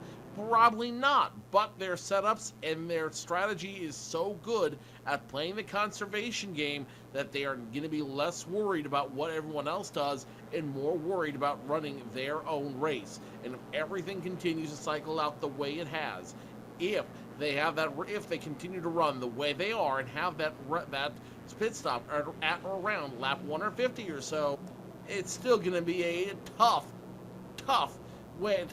operation to beat the team. Top 5 in this race are the team, as you mentioned, Joe. Cody Bias trying to get his first career NASCAR Peak Antifreeze Series powered by iRacing victory. Kenny Humpy, he's never won at Charlotte before. He sits in 2nd. Kevin King, same boat, sits in 3rd. Chad Lawton in 4th. And Justin Bolton, another one of those drivers from the team trying to pick up his first career victory in this series, runs in 5th. Corey Vincent, really good on the short run. We saw that earlier, and we saw that on that run there. Runs in 6th, picked up a couple of positions on that one. Tyler Hudson in 7th. Nathan Wise in 8th. Brian Schoenberg, great run in 9th. And Alex Gribner completes your top 10. Tony, I know you've got the clipboard out. You're looking over strategies. Ray Alfala is 16th right now. He definitely cannot make it to the end on this tank, but what are you thinking? I'm thinking, Tim, that Ray realizes he's very close in speed to the top few drivers. And if he can get around some of these slower guys quickly, he's going to have an advantage. And if this race goes green to the end, here's probably what's going to happen. Alfala can take 2 tires late in the race. He can go about 55 laps or so. We already know that he can stretch it longer than most of the other drivers in the field. So let's say he does that. We've got 70 laps to go when we go green. Alfala can come down with 15 or 20 laps to go, take 2 tires. Everybody else is going to be a little more committed to their strategy. I think he's simply trying to give himself more options at this point, and maybe even if a late caution comes out, take 2 tires. Whatever it is, there's something up his sleeve. A couple of possibilities, but all I can think back to, guys, is Homestead of 2013, when he knew he didn't have anything for Tyler Hudson. He almost pulled that one off, but I think he learned from that one what does and doesn't work, and I think maybe now he's a little more gutsy to take that chance. I think he is too, but I still think at the end of the day, these guys still going to need one more pit stop. No matter where you're at in the field, you need one more to make it work. And strategy so far hasn't lied, though it can be manipulated. Green flag back in the air this time by Cody Bias. Kenny Humpy hit the loud pedal hard one more time, and we're back down to racing as Cody Bias tries to take the lead once again. And look at that.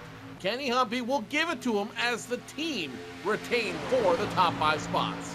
But here comes Kevin King in the number 29, going to make a move for position number 3 and take a peek under his teammate Kenny Humpy for position number 2. Top 5 get single file from the team, as does the 10 of Corey Vincent. We got one driver possibly smoking in the back here. We'll have to check on that one. The 50, I believe it might be, of Alex Scribner.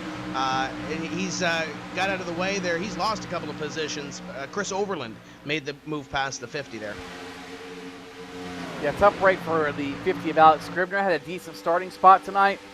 Unfortunately, did not work out for him. And again, still a long race. You can maybe get some luck here, but as you get later and later, it's just not as likely to happen as you ride on board with the 50 of Alex Scribner. In fact, Ray Alfalla going to be the next car to take advantage of that number 50 machine, it looks like. And up front, the leaders, all single file. In fact, the top 8 cars have broken away from the rest of the field. And this is starting to look like a Talladega race, guys, as Scribner catches a piece of the outside safer barrier.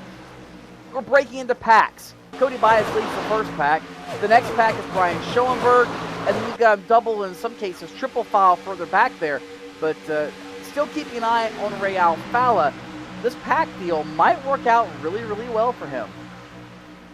You talk about the pack racing, and I don't disagree with you. The only difference is when you're doing pack racing at Talladega, you can use the draft of the other cars around you to start forming a train and start moving more and more forward on the track. The difference is here is it's either you've got a car or you don't. And if you don't have a car, no pack in the world is going to be able to give you a hand. Let's go back now and look around the 3 of Brandon Schmidt, and you see just the kind of pack that they are forming up right there, 2 by 2. They continue to run in front of him. Underneath Brandon Schmidt is a 39 of Michael J. Johnson. In front of him is a 54 and 77 of Bowie and Bayash III, respectively. They'll go back to single file racing, but you know that the racing isn't done among that group. You got to know that for a fact. You might want to inform Miranda and Carey, because I have a feeling something bad's about to happen back here around this 20th place position. Blackford took that position, went 3 wide, as you mentioned, Joe, and they've got it back to single file for the time being. Blackford is going to go underneath Casey Tucker and try to pick up a spot here. Check that. That's Timu Ivonen in the number 99 as he tries to make that move. Casey Tucker made the move on Ivonen the last lap, and now the 33 will try to set his sights on Tucker as they come up at a corner number 4. Trey Eidson coming down onto pit road. You just saw him coming down on the apron. The 99 car looked like the strategy was going to work earlier, Tony, but it's falling back now. The 99 is outside the top 20. Part of having strategy that tries to work for you, Tim, is getting the rest of the cards to fall right. In the case of Timo Ivonen, his strategy did not need the most recent caution flag. That bunched everybody back up. And it also requires having a car that's capable of running fairly well with that strategy. Just as we saw in the NASCAR Sprint All-Star race, 2 tires worked great for Brad Keselowski after one segment. Didn't do so good for Jamie McMurray. So you've got to have a car that's capable of running that strategy that you pick, and apparently for Timo Ivonen, that's not the case here tonight. That car is starting to resemble more of a fish anchor than it does anything else as it continues to fall back. And look further behind you. There's Nick Ottinger, Mr. Bad Luck himself. Seems he attracts trouble wherever he goes so far tonight.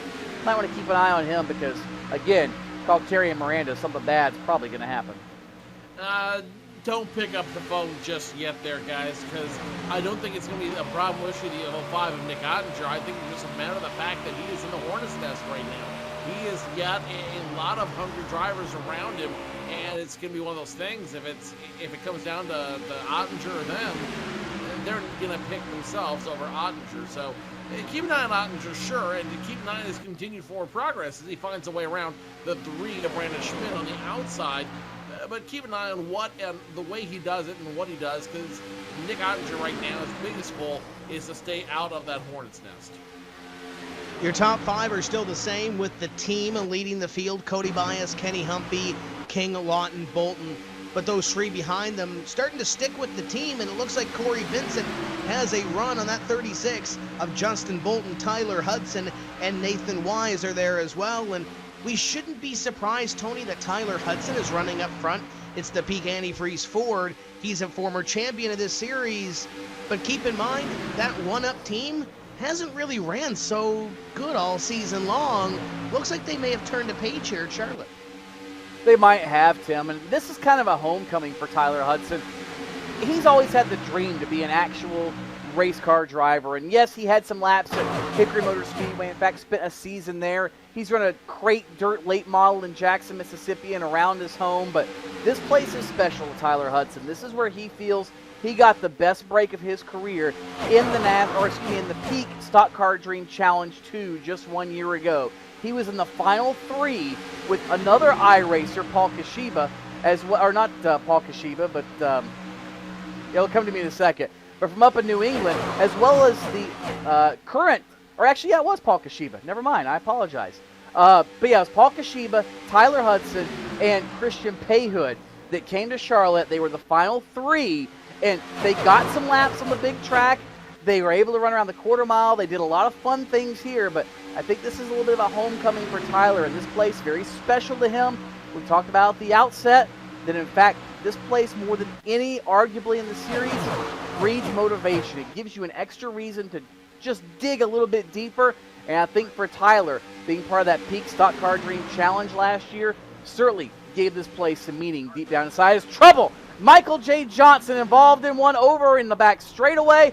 That will bring out the 4th caution of the night. Timo Ivonen is there as well. Taylor Hurst caught a piece of it too. That was that group we were watching just a few laps ago, but Johnson bounced it off the wall, and unfortunately Taylor Hurst was there, and a few others got swept up in the melee as well, Joe.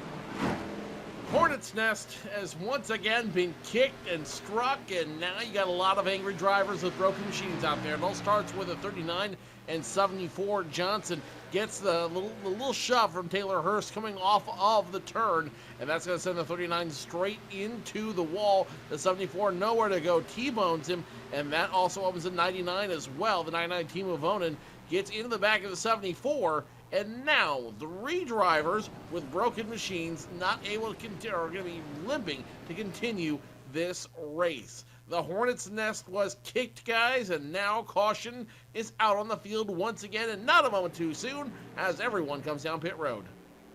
Here comes the 27 of Cody Bias and the rest of the field. Question is, do you make it from here? Do you pack it full of fuel and get to the end of the race? And who comes off pit road first to get that track position? If you're Ray Alfala, if you're following Tony Stevens' strategy, do you take 2 tires? Humpy at the front of the field going to take at least rights. Is he going to take 2 or go 4? Kenny Humpy in the Peak, number 58, is going to take 4 and 2 for Ray Alfala.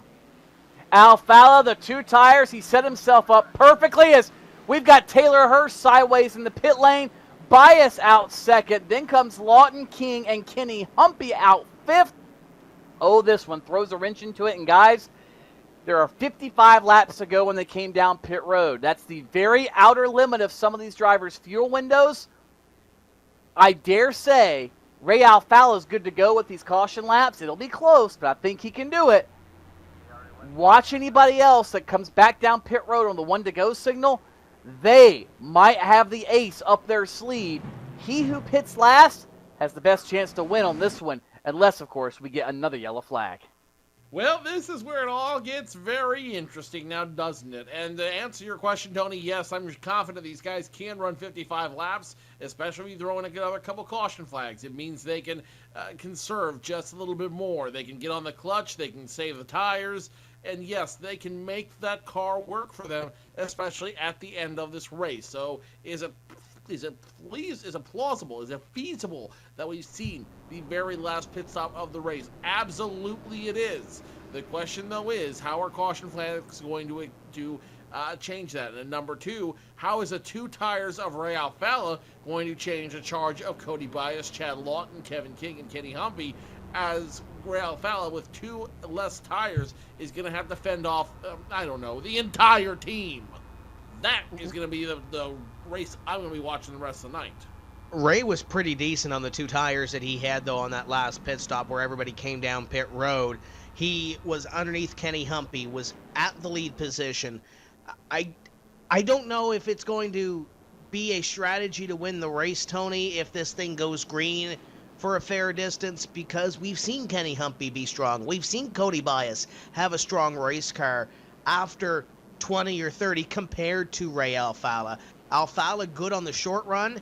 If we do get a rash of cautions, this might very well work out for Ray Alfala. If it goes green, it's hard to bet against the team. It's hard to bet against Kenny Humpy, Cody Bias, and the rest of those guys. We're going to step away for just a few moments' time. We'll pick up some... And no, we're not. We're going to go 1 to go here. So we're going to stay with the action, and we're going to go green next time by. And Tim, I tend to be with you. I think Ray might be able to pull this off. Last year we saw this race have 11 cautions. We've already had 4. And some of the racing we've seen, it's been very aggressive, very risky. And as you get closer and closer to the end of the race, drivers tend to take more and give less, usually resulting in a little bit more yellow fever.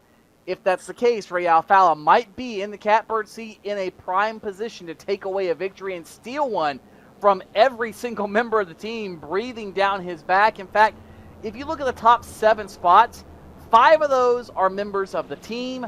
1 is on One Up Motorsports, Tyler Hudson, and then you got Ray Alfala from Slip Angle Motorsports. Gambling just a little bit, Joe, but I've got a feeling if somebody can make it happen, it's the 2-time series champion.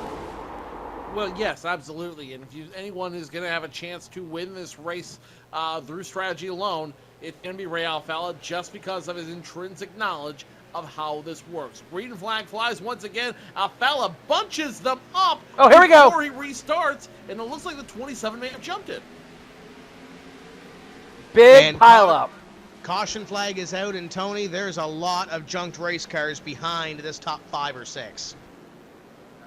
Corey Vincent is where it all started. Ray Alfala brought him down so slow. And actually, I take that back. It wasn't Corey Vincent. It was Alex Scribner in the accordion effect getting into Nathan Wise. Wise bumped into the left rear Corey Vincent, who then in turn hooked Justin Bolton. And it was on from there. At least 8 cars by my count catching some piece of damage, if not 10 cars. The big one, luckily at very slow speed coming down for the restart, but nonetheless, those involved not too happy, I'm sure, with the restart that Ray Alfala just put on the field.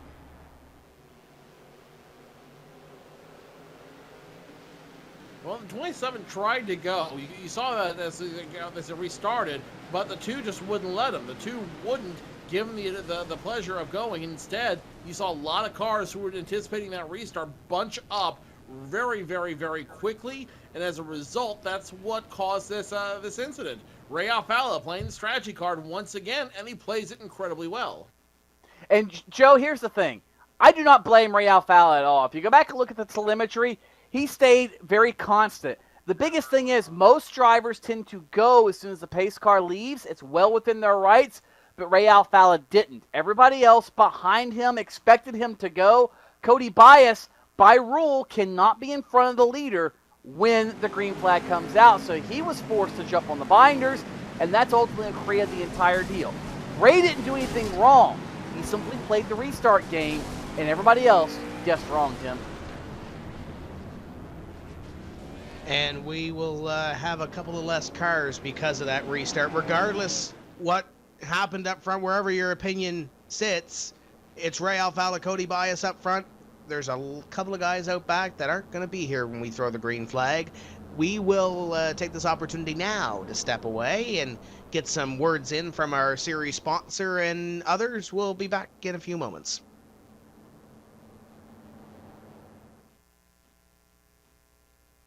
Sorry, guys.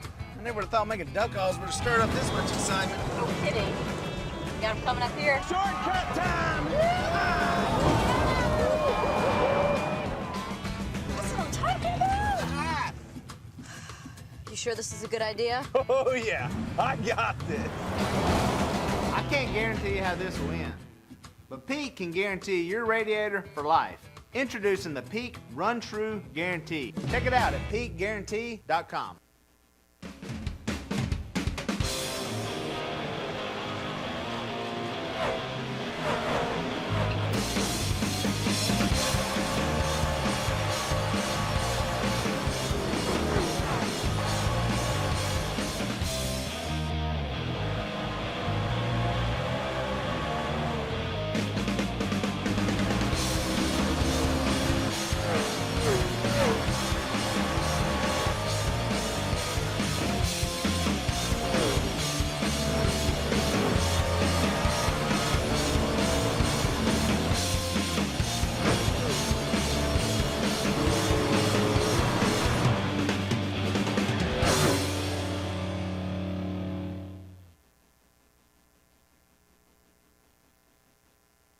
Welcome back to the Charlotte Motor Speedway. Still trying to digest what happened on that restart.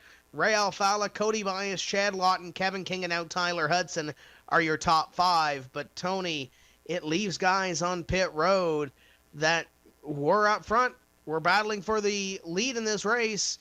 Guys like Justin Bolton are probably not going to win this race. Bolton sitting on pit road, 1 lap down.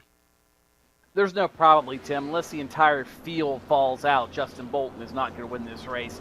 Heavy damage on the Greensburg, Pennsylvania driver's car, as is the case on a number of other drivers, too, who caught a piece of that accident. And really hard to say what happened there. I think looking at the replay, though, it was simply a matter of, as I said earlier, everybody expected Ray to go at a certain point. He did not, and their overzealousness and their anticipation essentially got him into trouble. All that you can do is ask that you hold your speed as the leader. Ray apparently did that, didn't brake check anybody, and caught everybody off guard.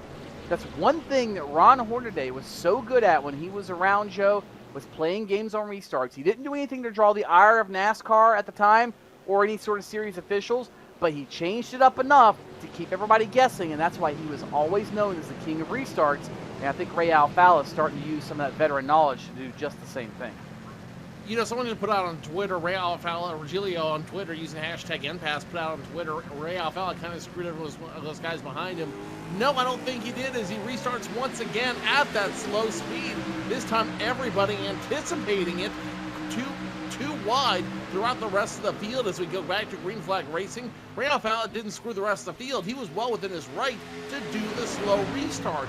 This time, though, everyone got wise, didn't try to jump the restart, and as a result, we ended up having a clean restart, and now another former champion trying to get his name in the mix. 0-1 to Tyler Hudson to the inside of the 29 of Kevin King, and here comes Brian Blackford out of nowhere. Blackford underneath Kenny Humpy in the 58, and he's trying to follow in the tire tracks of the Peak Ford of Tyler Hudson. 29 of Kevin King trying to pinch that 0-1 down, try to get that run off the corner and try to pass that 0-1 on the outside line. Not going to happen as they continue to be side by side for position number 4. Now King gets that run into the corner, drives it in deep. King will pick up the spot. Humpy going to try to do the same. Humpy on the outside of Tyler Hudson. We have yet to see the outside lane be nearly as useful as it has been in the last couple of circuits. Humpy unable to get by Hudson yet, but again, gets that run through the center of the corner, just can't make it happen. But ahead of him, up front, Ray Alfala, now under fire. Cody Bias and Chad Lawton looking to the inside of the Vision of Flight Ford. Bias will get to the inside. He'll have the advantage off the exit of turn number 4. And trouble! Big crash, turn number 4. 2 more cars involved. Alex Scribner is one of them. And I do believe that Brian Schoenberg also caught a piece of that one as well. Again, troublesome turn number 4. And it all started when Alex Scribner looks like, really hard to see what exactly happened. But either way, it did involve Brian Schoenberg and Alex Scribner, and Tyler Hill might have also caught a small piece of that one over in turn number 4, Joe. Brian Schoenberg doing the reverse Polish victory lap as he drives backwards down the front stretch. It all really started after the 55 got a little bit of a tap from looks like the 9 of Tyler Hill. The 55 then goes straight into that car right behind him. That is going to be the 50, I believe. Yes, of Alex Scribner, and that is going to cause heavy damage on both of those cars. So for Brian Schoenberg, who at one point led a lap here at Charlotte Motor Speedway, the bad season gets worse here tonight for the Pro Geek Consulting, machine down there. And Schoenberg, I'm sure as a result, is probably not going to be happy with his result tonight. More cars down on pit road, taking advantage of the opportunity to come down and get new tires. They can make it from here on this stop, as some of these guys out in the back of the field are going to take the opportunity to come down pit road. The leaders are going to stay out on the racetrack. But Tony, looking back at that incident with Brian Schoenberg, back on the back straightaway before they enter turn 3, Patrick Crabtree makes that move, gets to the inside. Schoenberg has to go up the racetrack, and then as we saw, it looks like he almost just cleared himself on the number 9 and spun that thing around, and I'm sure the series officials are not too happy with Brian Schoenberg driving that car backwards around the racetrack. trying to put on a show for the fans. That's what he tries to do. I know Schoenberg is here, and he's got a lot of fans in this series, but I'm sure Shannon Whitmore and those officials probably are not one of their the groupies right now. And he cleared himself. He was clear of Tyler Hill, but Tyler Hill had such a head of steam at the bottom of the racetrack that by the time Schoenberg reacted, cut to the bottom, and ultimately made contact, that's when Tyler Hill filled the gap. And I don't think there was anything Tyler Hill really could have done because it happened so fast. Just more of a racing incident than anything, but nonetheless, the result doesn't change. Alex Scribner and Brian Schoenberg hard into the outside safer barrier in turn number 4. And looking up front, guys, I think all the leaders from here can make it. We've had enough caution laps. They don't burn nearly enough fuel. I think they're clear to go from here. But I'm starting to wonder, how smart is Ray Alfalla? How smart are the strategists on Team Slip Angle? Last year, this race had 11 cautions, and I don't remember how it all went. I don't have the trends in front of me, but they go back and study these things. And I'm wondering if the trend last year was the same as it's been so far this year, guys. The first 2/3 and 3/4 of the race, flawless. The last quarter, yellow fever, and that was what Ray Alfalla might have been gambling on with that 2-tire stop, to where maybe he can put himself in a position to win by utilizing the caution trends at the end of the race. Which is absolutely a smart gamble, which is a gamble he needs to make in order to be in the position he's in right now. This is why he's a 2-time champion. This is why he wins races. He won the opening race this year and wins races throughout the year. Entertainingly enough, he was also down there a couple of weeks ago for the truck race and a couple other races down there as well. So Ray Alfalla getting a little bit of experience, a visual experience, if you will, of the race out there tonight. And maybe that gave him a little bit of advantage. It's hard to say. All I know is Ray Alfalla, still with 2 tires, and has a great opportunity to win this race, take this race away from the team. And if he did, it would be a huge coup for the 2-time champion. And it would be a points gain, albeit right now, if the race were to end now, it would be a small point gain of about 5 points or so. But a gain in the points, especially on Kenny Humpy, is a step in the positive direction. But now we'll see if Cody Bias can play any restart games. We saw Ray Alfalla do it on the last restart, their last 2 restarts, bringing this field down slow. We'll see what Cody Bias has up his sleeve here. Pace car is in, 27 waiting and going here. Green flag flies. We are back underway, and he's going to tow along his teammate, Chad Lawton. Here comes Kevin King to the inside of the 2. Restart, not what Ray Alfalla wanted to see, at least not the way that one turned out. Bias to the point, Lawton to second, and Kevin King, run of the year for not only him, but the 0-1 of Tyler Hudson there as well. And look at him, nose to tail, just inches apart to the banking of turn number 3. It is go time. You can feel the intensity pick up. The electricity is in the air. The Queen City is about to bestow her crown on someone. The question is who? There's a number of drivers that think they've got a shot to win that contest. And Alfalla's name should be among them as he now fights on the outside, trying to get around the 29 of Kevin King. Does so successfully from the outside. Not quite yet, but he's getting the push from the 0-1 of Tyler Hudson to help him out there. So Cody Bias in the lead. Chad Lawton second. Kevin King fighting with the 2 of Ray Alfalla. And behind them, Kenny Humpy, Tyler Hudson doing some business as well. And how about Brian Blackford making his way through as well? The 33 is in contention near the end of this race. He and his teammate Ray Alfalla from Slip Angle as they cross over in front of this field. The 2 and the 29 had a little crossover move there, nothing doing going into corner number 3. And here comes Humpy. Humpy to the inside of the 2 of Ray Alfalla, going to bring Hudson along with them and try to dispatch Ray Alfalla back there to his teammate Brian Blackford, who's hanging on to this pack. Great run so far this evening by Blackford. Mentioned a season run so far for Hudson. How about the 33 as well?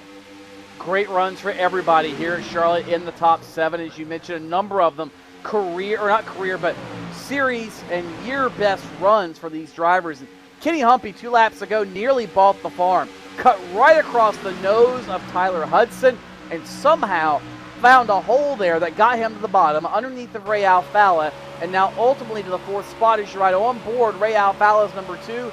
2 tires might have gotten him track position, but I think Ray needs a little bit of a longer run here to bolt 4 stickers on that bad boy and have ultimate grip that he so needs.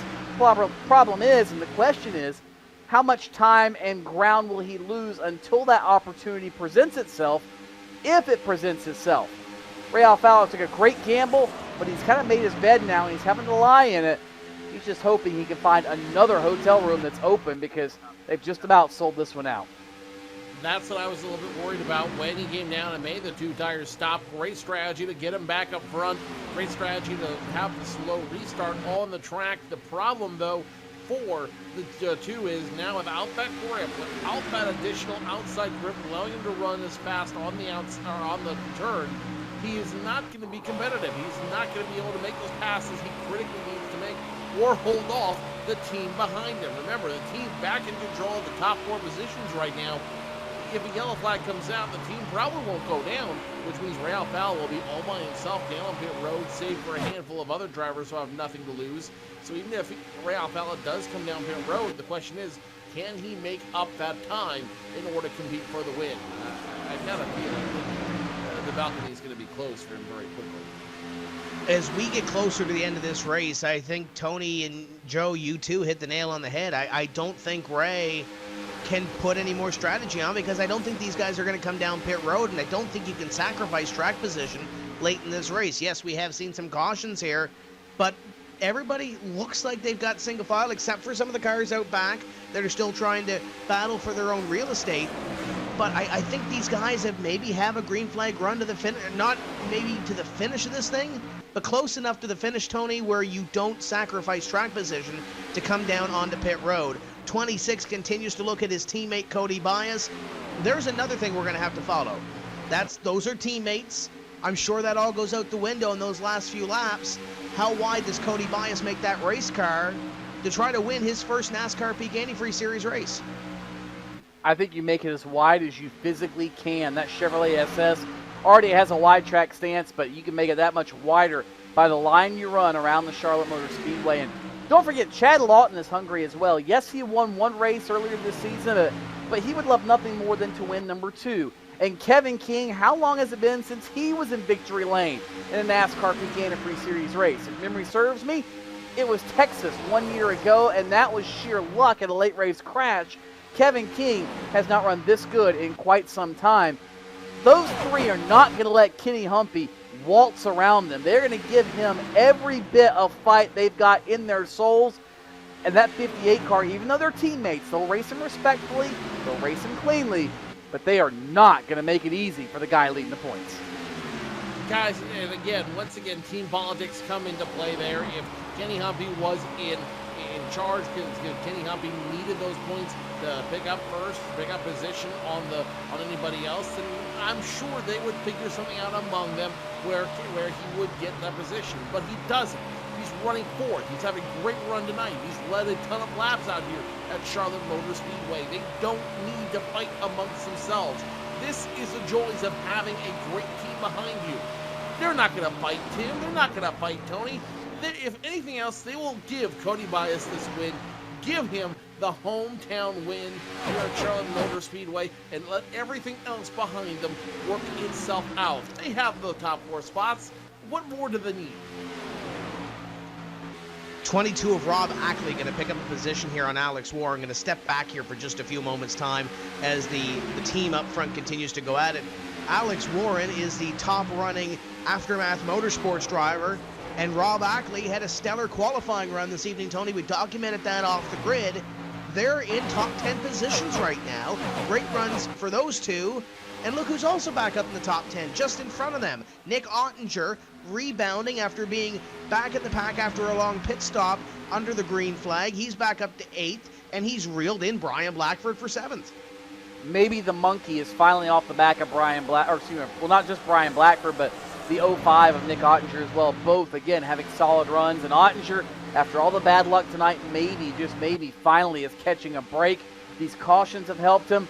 These short runs have helped him get his way back up inside the top 10. And with a very fast race car, he might have a shot at a top 5 finish if everything falls his way. But, Ottinger wants to be contending for wins, not top 5s, as he goes underneath of Brian Blackford. Again, that's for position number 7 with 175 laps complete. There are 25 laps to go, and it is down to business time, no doubt. And look up front, guys. The top 4, the team, they're all, really the top 3 for that matter, starting to pull away.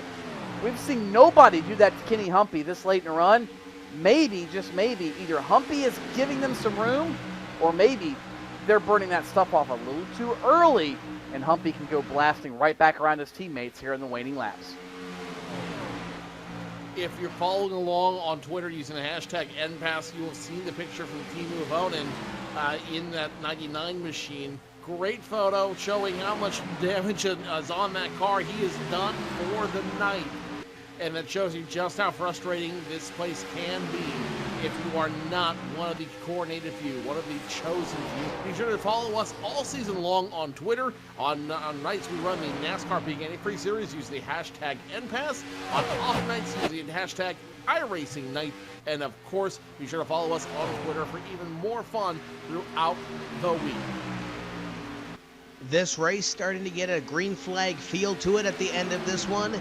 The 26 of Chad Lawton has the 27 of Cody Bias just in front of him as they will pass. I believe that's Matt Busa in the 34 car, damaged from one of those earlier wrecks, and he will fall back, just trying to stay on the racetrack, Tony, and pick up every position that he can right now as we continue to run under the green flag. 179 being worked on the board this time by 21 laps to go. And 21 laps between Cody Bias and potentially his first NASCAR Peak Antifreeze Series powered by iRacing victory. What a win it would be for Cody Bias after all the drama, all the talk, all the rumors surrounding him and what was Cody Bias Racing.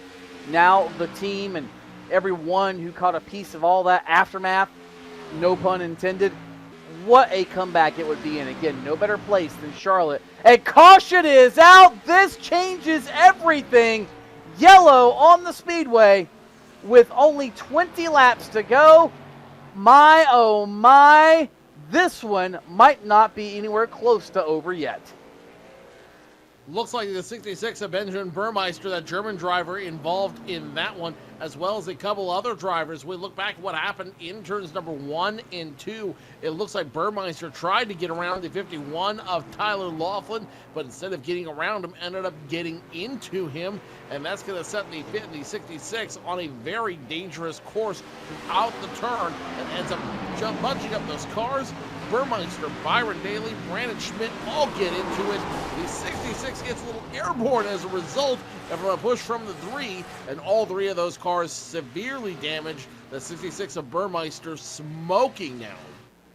Leaders down on pit road, Cody Bias, Chad Lawton, and everybody down. Tony, does this surprise you? It kind of does, Tim. It really does to see these guys come down pit road. But here's the thing. They know they've got to do something, and everybody else behind them is going to do something opposite. Could this be a 2-tire stop?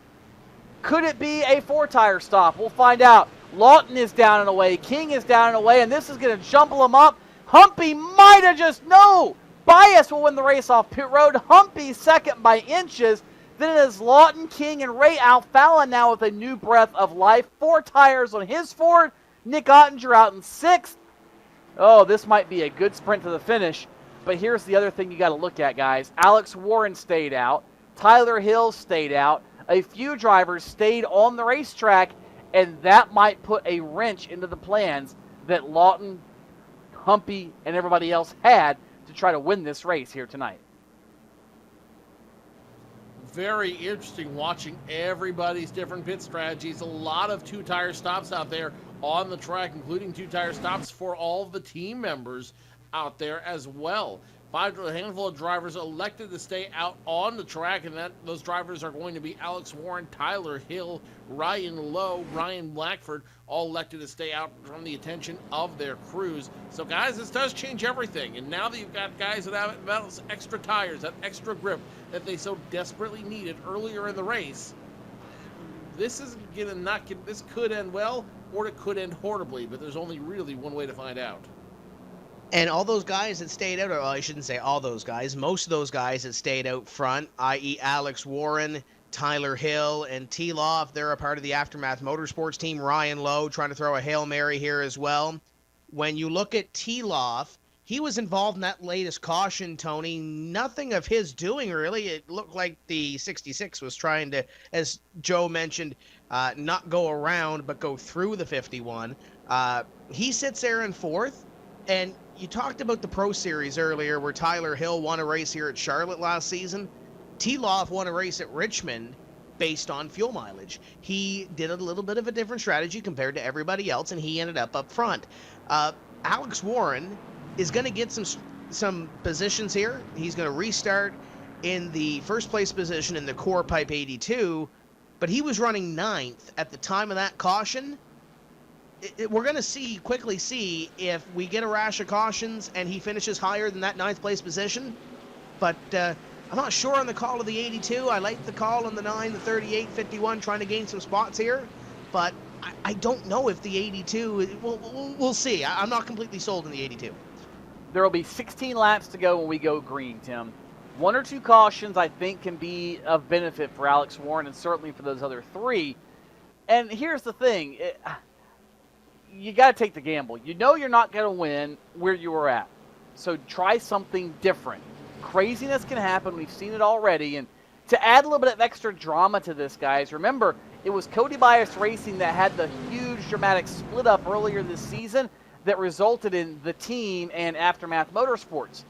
Could we see a little bit of contention between these drivers and maybe something happening up front that, Yes. I won't say it's intentional, but maybe something to make this a little more entertaining, Joe? Yes.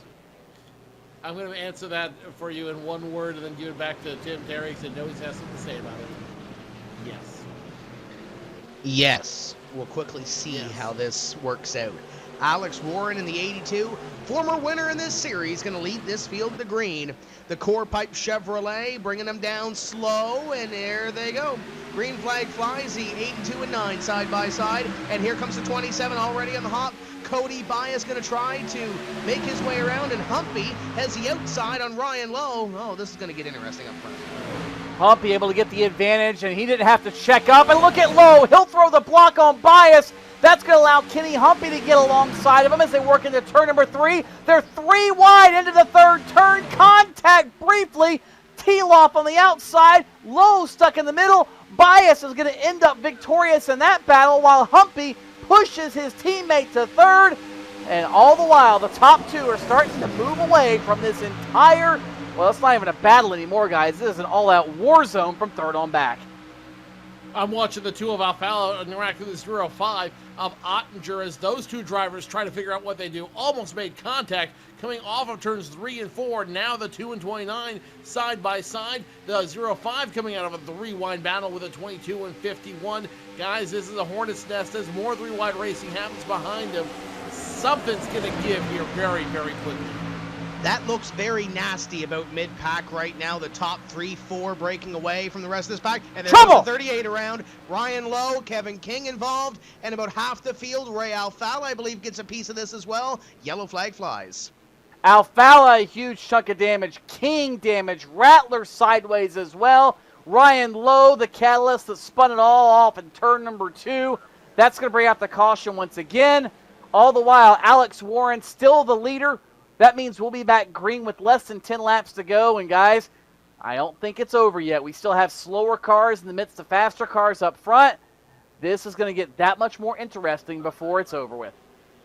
So, very interesting watching that all come together. 2 favorites to win this race, Kevin King and Ray Alfala, are done in this race. D-O-N-E, done. And now this race will be decided among a handful of drivers up front, including Alex Warren, who you mentioned, Tony, was a previous winner in this series. Tyler Hill, Cody Bias looking for win number 1. Kenny Humpy looking to extend his lead. But in that top 6, the name I am most intrigued by is 05 of Nick Ottinger. Ottinger is hungry. Ottinger needs a win to resurrect his season. Because after this point, he may not be able to. 6 drivers, 8 if you include Tyler Hudson, all the way back. And guys, this is anybody's race at this point. Nick Ottinger went down low, got through everybody, or got through all that mess. Ray Alfalin nearly got through it, but if it wasn't for Kevin King getting tagged by Ryan Lowe after that all started off, Ray Alfalin nowhere to go. Kevin King directly back into traffic, and Kevin really didn't have control of that race car when Ryan Lowe hit him. And we haven't mentioned David Rattler all night long. Usually that means that he's had a good night. David Rattler gets caught up in that. That was none of his doing, but Rattler's going to have damage to the rear end suspension of that 09 car. So that's a tough break for David Rattler. But you look at that top 10 right now, Nick Ottinger got through there. That's going to be a contender for a top 5 finish here. How about Rob Ackley in the 22 car? He's right up front there too. And PJ Sturgis got through it too. We haven't talked a great deal about him tonight. He's inside the top 10 as well. And even Tyler Laughlin, that strategy playing well for him. Remember, he stayed out after being involved in the previous yellow, being scored in the 10th spot right now. So some of the slower cars up front no longer there, exception being Warren and Hill. And guys, the leaders behind them didn't close greatly on them under that green flag run. Mind you, they had some slower cars impeding their progress, but I think Alex Warren and Tyler Hill might have just enough fight left in their dogs to get one last bit of meat off the bone before this one's over with. I don't know if they'll be able to finish the feast before the sun goes down, but it's going to be close, and it's going to be fun to watch. It's going to be a very interesting finish, guys, as this could be the very last restart we have out here. Remember, there's no overdrive. There's no green, white, yellow finish out here. If these guys figure it out, it's going to be over with.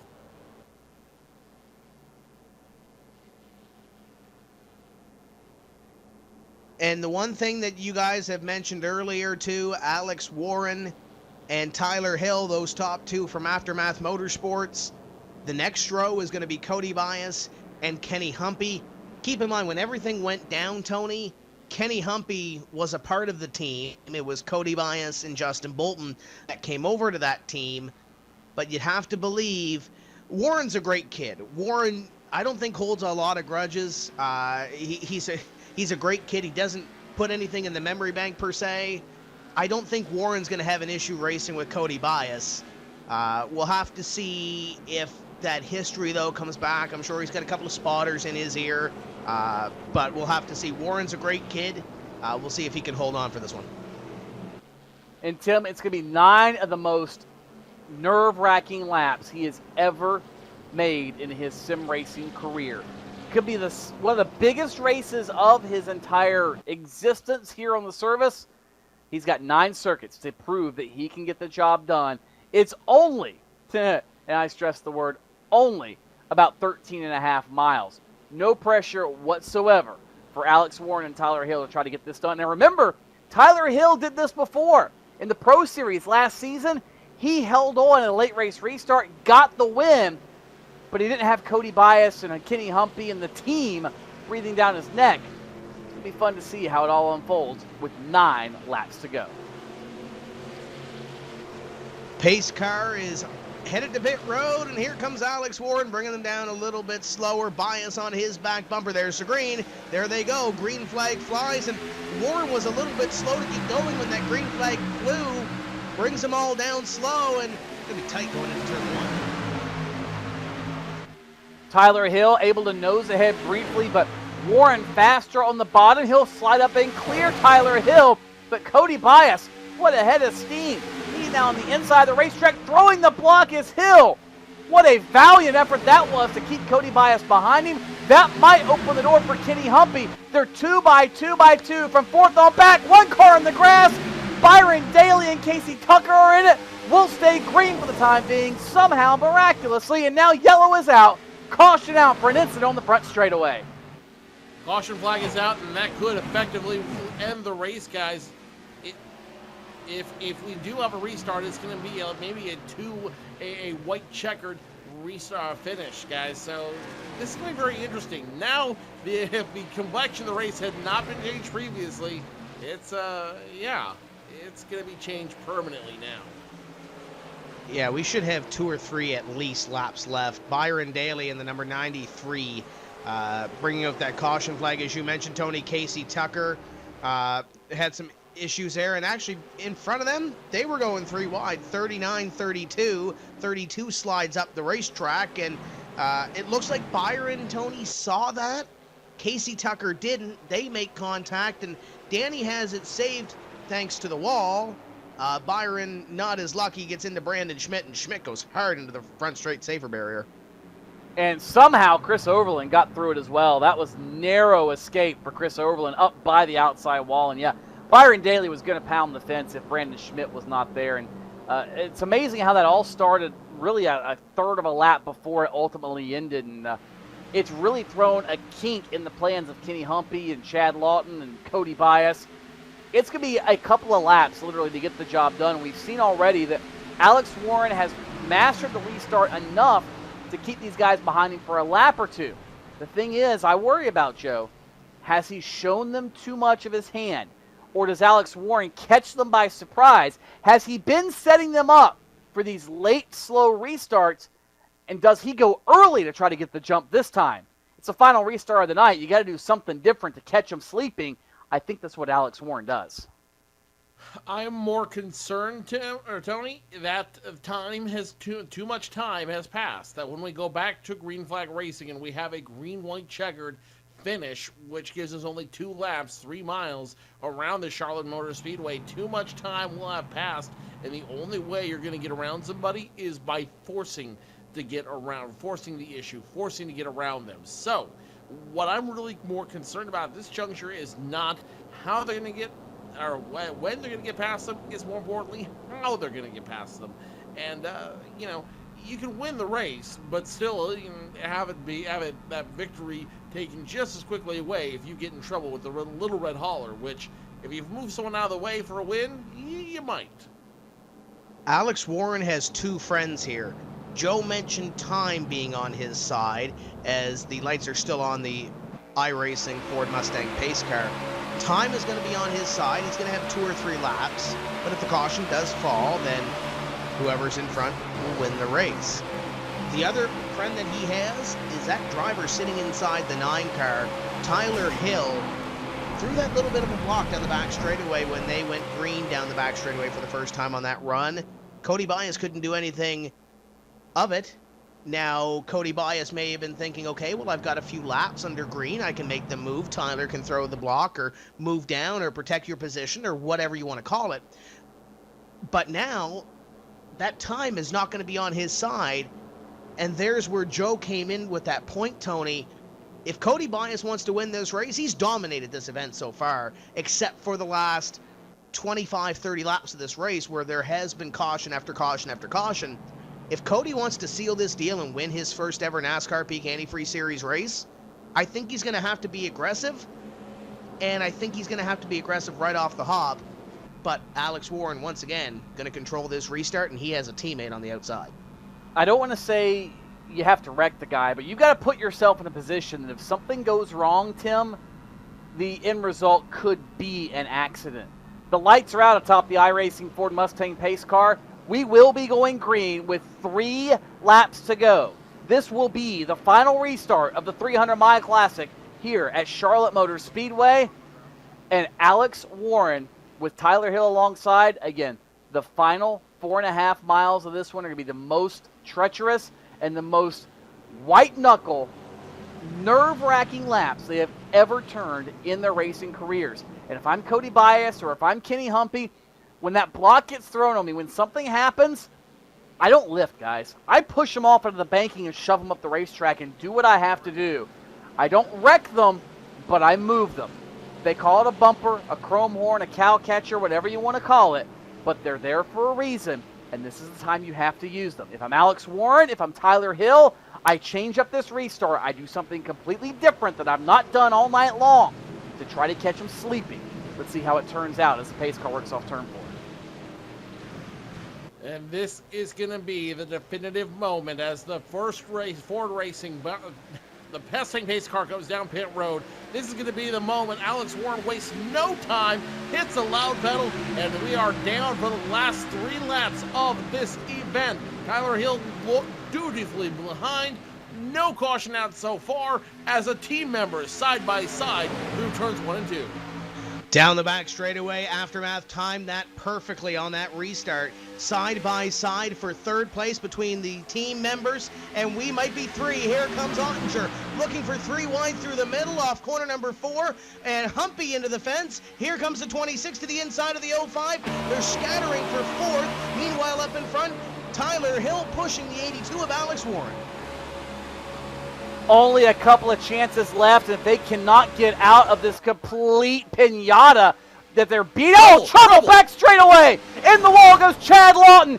Cody Bias and Nick Ottinger in the fence in turn 3. All the chaos means this race is over. Alex Warren has stolen a win here at Charlotte, and for the second week in a row, the underdog takes a checkered flag in the NASCAR Peak Antifreeze Series, Tim. Speed of lightning, roar of thunder for Alex Warren as he will pick up a huge win out here after it looks like the 0-1 of Tyler Hudson got into the 26 of Chad Lawton, which then ended up opening up a second incident between the 26 of Cody Bias and the 0-5 of Nick Ottinger. What an incredible finish out there, and all of it plays directly to the hand of Alex Warren, Tyler Hill, both of them giving each other a congratulatory bump as they close out lap 200 as a parade lap. I don't think anybody expected this to finish the way it did. At a corner number 4, the core pipe Chevrolet SS of Alex Warren will pick up his second career NASCAR Peak Antifreeze Series powered by iRacing victory. He won New Hampshire last year. He comes to Charlotte to win this one in 2015. Tyler Hill comes home with his second consecutive top 5 finish in the series, with second. Nick Ottinger, without a front end on that race car, comes home in third. Kenny Humpy in 4th. And where did Rob Ackley come from? Rob Ackley scored in position number 5 at the end of this one. But Tony, Alex Warren last year won in a wild finish at the New Hampshire Motor Speedway with Matt Busa. He comes home with the victory there, and once again comes home with a wild finish here, and he's going to win this one. It's he's established himself as a series veteran. He's going to put himself a little closer to the top 20 in this series. A big night for Alex Warren. Huge night for Alex Warren and the Core Pipe Group, and he gets congratulations from so many people as they drive by. Tyler Hill, still alongside Tyler Laughlin there too. But Alex Warren started, get this, row number 20. He started in the 40th spot after taking a provisional to get into the field. He was mid-pack in happy hour, and Alex Warren played the pit strategy to perfection. A little bit of luck didn't hurt either, but Warren to victory lane in Charlotte. And what if anyone needed this win tonight, it was Alex Warren. He's really cemented himself tonight with this huge win. He needed this win. It's critical for him in his season, and maybe championship isn't what he's looking for this season, but nonetheless, this win will cement him as one of the veterans to beat here in the NASCAR Peak Antifreeze Series powered by iRacing.com, and more importantly, it will keep him in that critical top 20 in order to advance to next year's show. And Cody Bias led the most laps in this race, led 86 laps. He is going to finish back in position number 25. We will dissect everything as soon as we come back for our post-race show. Alex Warren's in victory lane in the NASCAR Peak Antifreeze Series. Don't go away. We'll be right back.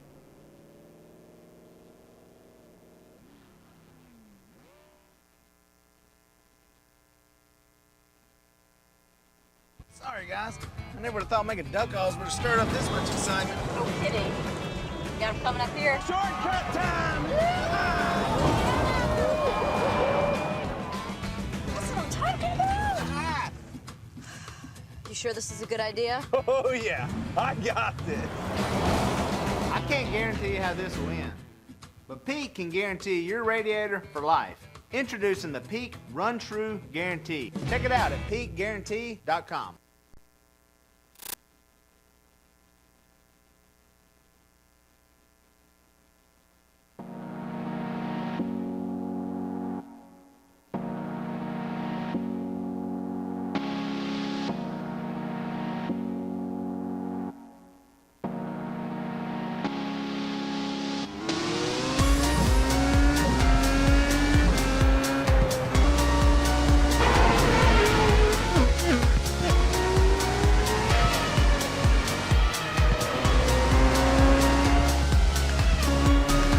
cars are lined up on the grid. The iRacing.com World Championship Grand Prix Series. We are underway. They all come down into turn one for the first time.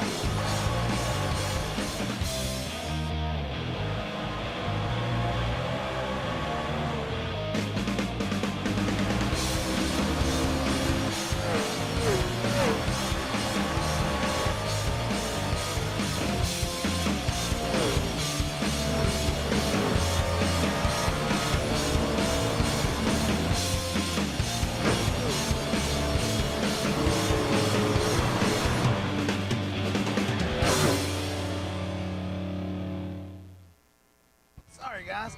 I never would have thought making duck calls would have stirred up this much excitement. No kidding. You got him coming up here. Shortcut time! That's what I'm talking about. You sure this is a good idea? Oh, yeah. I got this. I can't guarantee you how this will end, but Peak can guarantee your radiator for life. Introducing the Peak Run True Guarantee. Check it out at peakguarantee.com.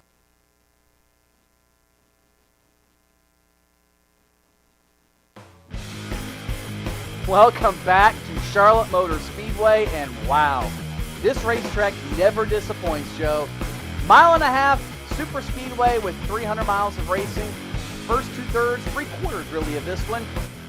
Pretty much what we expected. The team up front, very predictable for lack of a better term. Great racing throughout, but then came the final quarter of this one, and my oh my, did the cautions and the pit strategy completely change the outcome of this one, Joe.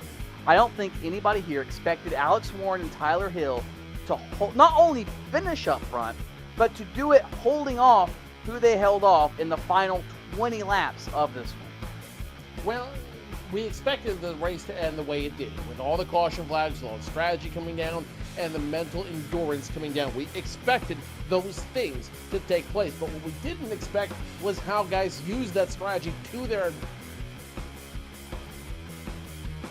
in order to get themselves front and effectively steal a win from the team. Nobody could have predicted that ending, but it was the ending we needed. You're exactly right, Joe. That was a great ending, no doubt. And the guy that gets to be the first one to greet the newest winner of the NASCAR Peak Antifreeze Series for the first time this season and the second time in his career, Tim Terry, is by with Alex Warren. Tim?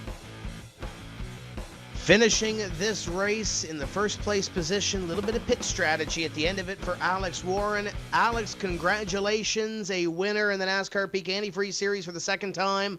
Let's talk about that call to stay out on the racetrack late in this race. Well, I mean, we were far back in the race, and we started very, far deep in the pack, and I didn't get to qualify, so we started on provisional, if you will, and we had a pretty good car, and it was just everything was so tight and everything, and we just couldn't move anywhere and whatnot, but coming down to the wire, we ran a few laps, and I was contemplating on pitting, but my teammates Adam Gillen and Trey Idson, they told me to stay out, and this was my chance if I wanted to get a win this year or anything like that, just try to we were in a position to where we could stay up front and hopefully everything will fall our way. And, luck was on my side tonight. Felt like we still won, but it feels good. It seems like Tyler Hill is now the gas mileage, fuel mileage king. Pocono a couple weeks ago stays out top 5 finish, and now he finishes in second. How big was it to have that 9 car out there with you, especially in those last few restarts?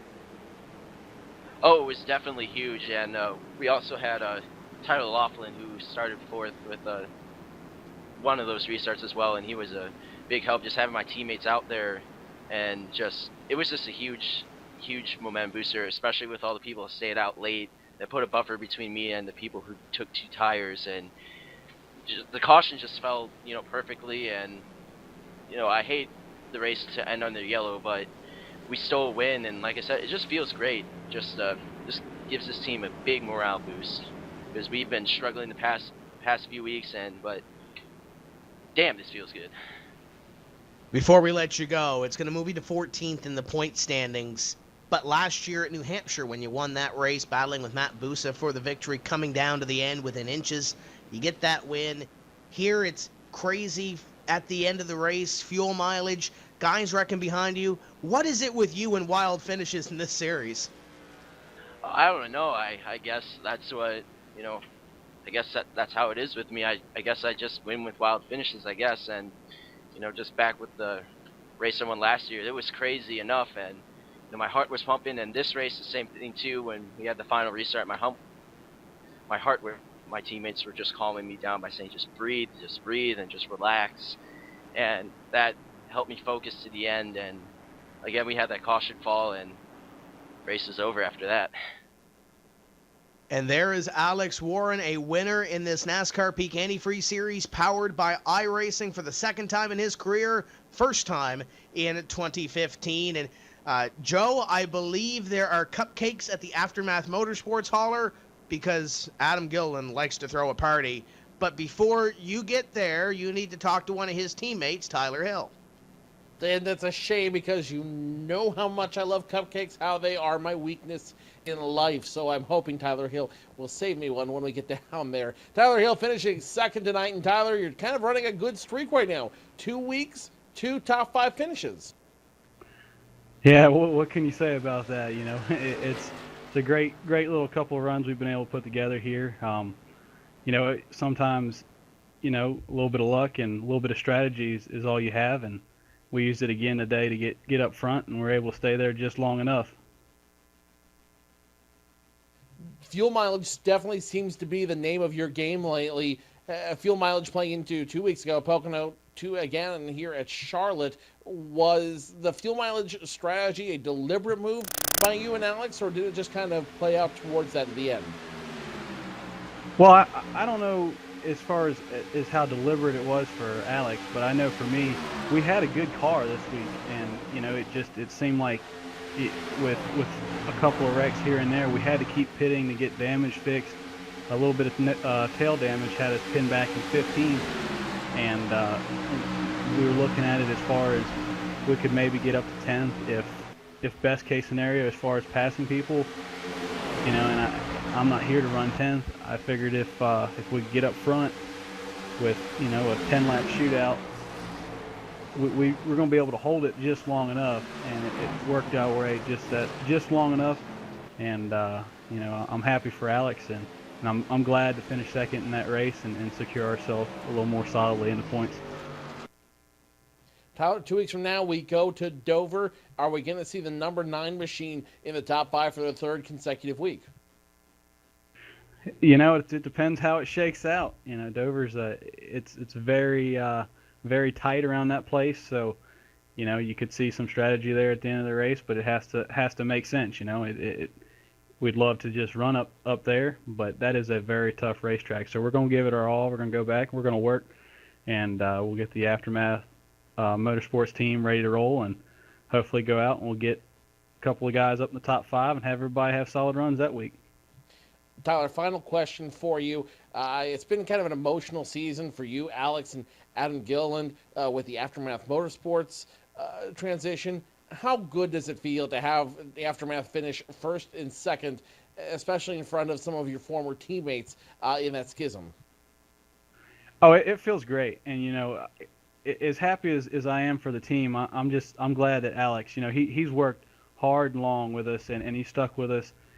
And he deserves to win. He's a great guy, and he's a great driver, and he puts a lot of time into it. So, to see him have it pay off, and he just loves it so much. So to see him win just means the world to our team. And, now we know he's got one, so now it's our turn. You know what I mean? Absolutely. Tyler Hill, the number 9 machine, finishing second tonight behind teammate Alex Warren. Aftermath Motorsports finishing first and second here at Charlotte Motor Speedway. Tony Stevens has caught up with our third-place driver, Nick Ottinger. Pardon me while I go get one of those cupcakes at the hauler. Yeah, absolutely, Joe. And Nick Ottinger miraculously somehow ended up in the third spot. Nick, your night was like a roller coaster. How in the world did you survive it to end up where you did? Just a lot of good work from the GFR guys. I mean, you just move forward after that and just keep going. And we had I think it was some software bugs plague us for 2 stops in a row.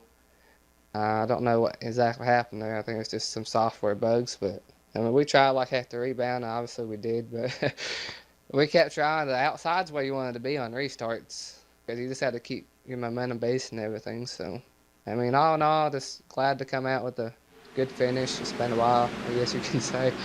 But it's just goes to credit from all the GFR guys. Just never quit attitude.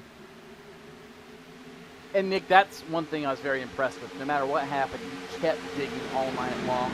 And you got yourself in a position, in part due to some of the late cautions and some pit strategy, into the top 10, into the top 5. The last few laps, what was it like inside the race car? Watching from our vantage point, it looked intense, and it looked like some of the most fun ever. Can you describe that? Can you even put it into words? It was, I mean, I enjoyed it. I mean, obviously because we finished.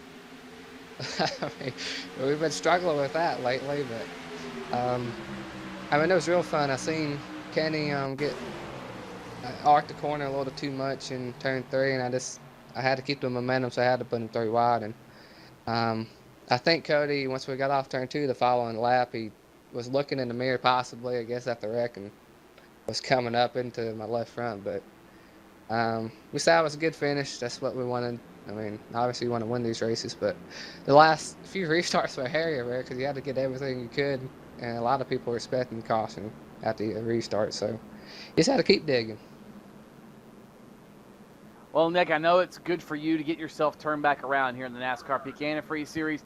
Congratulations on a top 3 run, and we look forward to seeing you in a few weeks at Dover. Thank you, Tony. That's Nick Ottinger, finishes 3rd here tonight, miraculously at Charlotte. And I do believe Joe has caught up with the guy who somehow still continues to knock out the top 5s, Kenny Humpy. Kenny Humpy, your points leader, will now lose any footing as a result of this race. But Kenny, 4th is great, but I know for a fact that you want to add Charlotte as one of your trophies to what's already been a stellar season. Yeah, for sure. But on a serious note, before getting in the video, I'd have to give a shout out to Chucky McGee and Cody Bias's girlfriend and the whole McGee family. They got some really terrible news this past week, so thoughts and prayers go out to those guys. But no, I wanted to really win, and Cody did too, and he had a really good race going, man. And I feel real sorry for what happened to him. He definitely deserved it. He put a lot of work and time into the setup, man, and it made our cars real fast. I think we showed that tonight, and that's you can't win them all, but he really did deserve this win, and but consequences happen, and it's racing, so we'll get them hard next week. The team really showing their strength once again. At one point, you guys occupying all 5 of the top 5 positions. How strong is the team now? And as the halfway point of the season, is it only going to grow from here? Well, I think so. I think momentum is huge in this series. Because it keeps everybody's spirits up, and then the way it ended today, maybe people will be down, but it takes good runs to have the motivation to get on here and work on these setups. And we've been lucky, this whole season so far to have really good cars, and it makes this, it makes it fun. It makes you want to come on and build some setups with the guys. And our Peak Chevy's been fast every race so far this year, and hopefully we can continue that streak. Kenny, unofficially, 58 points is the lead you hold over the second place runner in the NASCAR Peak Antifreeze Series, powered by iRacing. What do you have in mind to continue those winning ways in 2 weeks in Dover? Yeah, I think I don't know. I hate thinking about points. I really do.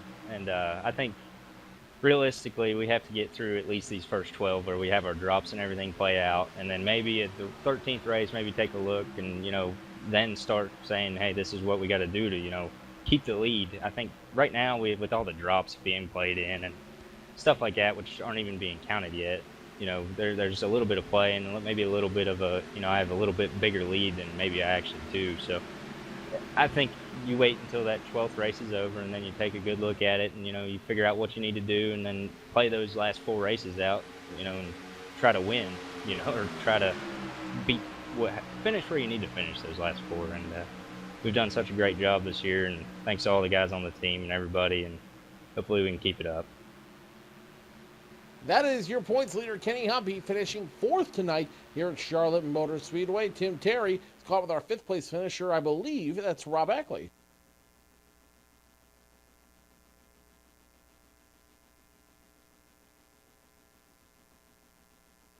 We do not have Rob Ackley with us, so we will thank the Mason Baker Designs team and everybody that has put together that effort for Rob Ackley, and what a great run he had tonight. Solid qualifying effort, finishing in the top 5. Great run for that number 22 team. Kenny Humpy once again will come out with a big point lead. Cody Bias dominated this race, finishes back in P25. Tough break for Cody Bias, but at the end of the day, Alex Warren comes home with his 2nd career NASCAR Peak Antifreeze Series powered by iRacing victory. Tyler Hill, 2nd consecutive top 5. Both of those races have been fuel mileage or pit strategy, but that Aftermath Motorsports team may have turned the corner. We'll have to wait and see what happens in 2 weeks' time, because we're going to head to Dover. And, gentlemen, I don't think fuel mileage is going to play into effect there. Attrition might play into effect. We might have a little bit of strategy playing in there, but I don't think any of this fuel mileage thing is going to be in effect at Dover. Dover is a different monster than what we've dealt with the last 2 races. Oh, Tim, don't be so sure of yourself just yet. Because, yes, Dover might be the monster mile, but we've seen all kinds of insanity happen there. We have seen championships turn on a dime at Dover. We have seen all kinds of things happen in the Concrete Canyon of this Dover. I'm looking at Twitter on my phone, and the comments after this race, guys, just somebody, here we go. I'm just going to go right down and read them. I'll admit that was more exciting than a certain other race this weekend. I won't name which race he was watching. That actually got pretty good at the end. I have to give a shout-out to Cody Bias. Tough one to swallow, but you'll get it soon. Great drive tonight. What a finish. Awesome seeing Aftermath in Victory Lane. Big congrats. Another congrats, Alex Horn. Way to steal one. Great resolve from the Plan B team tonight. Aftermath Motorsport. This is the good one, Joe. We just won, all capital letters. Holy crap. Alex Warren grabs the 2nd win. Wow. They were certainly excited, and so many other comments on Twitter under hashtag NPAS. Always fun to watch Twitter each and every time we're on the air to see the reaction of our viewers and our fans over the course of the night. But there is no question, probably, I think, one of the most entertaining races we have seen all season. And yes, we've had some great races over the years, and we've had great seasons over the years. 2 years ago, I think the last half of the season was one of the most entertaining last parts of the year. But so far, Joe, even with the team's dominance, we've seen some really entertaining races so far this season, and I think the trend continues at Dover. It's so unpredictable, you don't really know what's going to happen there. Well, first off, let's address this race here at hand. Those who stuck with us here on fanschoice.tv, iRacing Live, MRN, and all of our other affiliates got rewarded with an incredible show by 42 of the best drivers in the iRacing sim. Pound for pound, the cream of the crop showed up here tonight at Charlotte Motor Speedway. And at the end of the day, Alex Warren certainly found a way to make it work for him at the end of the day. And you can't teach that. That's exactly what he did, was brilliant at the end. And Alex Warren, he's got a bright future and a lot of things coming up for him in the near future. But after Charlotte, we go to Dover in 2 weeks' time, which, Tony, is the halfway point of this campaign and leaves only 4 more races until we have that drop and begin the unofficial. I call it the unofficial because that's when we drop the race, the worst performing race, as we begin the chase the unofficial chase for the NASCAR Peak Antifreeze Series powered by iRacing Championship. And you're absolutely right. This is a place that is not kind on cars. It's not kind to drivers. And it's a place where you have to be flawless every single lap. You make one mistake at the Monster Mile, and that monster will swallow your car up without even thinking twice. So, what do we have to look forward to in 2 weeks? A lot of incredible racing, a lot of cautious racing, and whoever walks away from the Monster Mile, Tony, they will have won. They will have not only won, they will have survived, and more importantly, they will have earned that race. I think you're right, Joe. They will, in fact, have earned that race at Dover. And I look back at the standings and look off screen here, but look at some of the stories we had throughout tonight. Yes, you had Alex Warren and Tyler Hill winning the race, but let's go down the running order. Rob Ackley finishes 5th. Tyler Hudson, best run of his 2015 season. PJ Sturgis finishes in the top 10.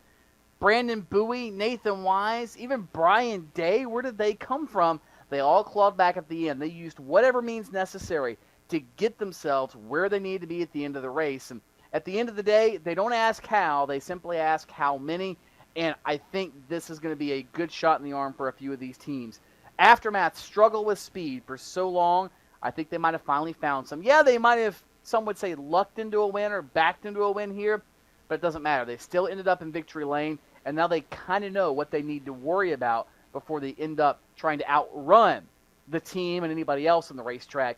Not every race is going to be this or have this pattern play out, but they have that shot of confidence now. And same thing with One Up Motorsports, Slip Angle Motorsports, all those other teams that finished up in the top 10 and 15 spots. It's going to be fun. And Dover, as you said, Joe, the Monster Mile, chews them up, spits them out, and then comes back for seconds. That's how treacherous the track is. We've seen championships change completely at Dover, and 200 laps on the Monster Mile is going to be ferocious, no doubt.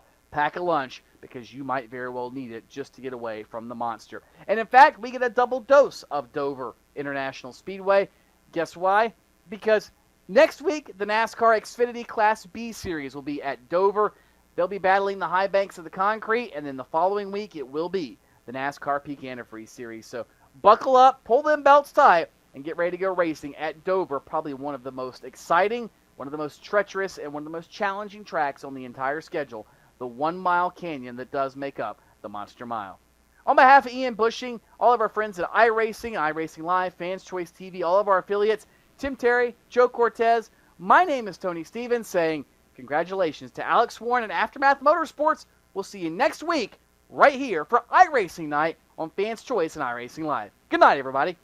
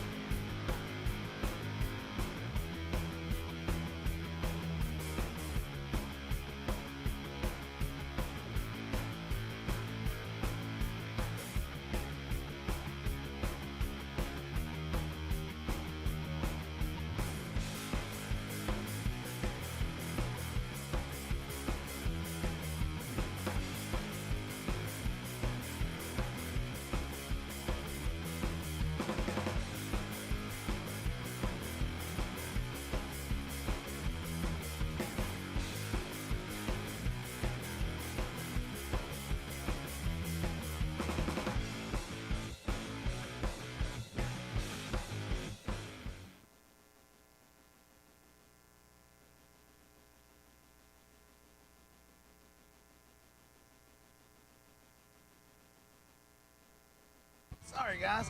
I never would have thought making duck calls would have stirred up this much excitement. No kidding. Got him coming up here. Shortcut time! That's what I'm talking about. Ah! You sure this is a good idea? Oh, yeah. I got this. I can't guarantee you how this will end, but Pete can guarantee your radiator for life. Introducing the Peak Run True Guarantee. Check it out at peakguarantee.com.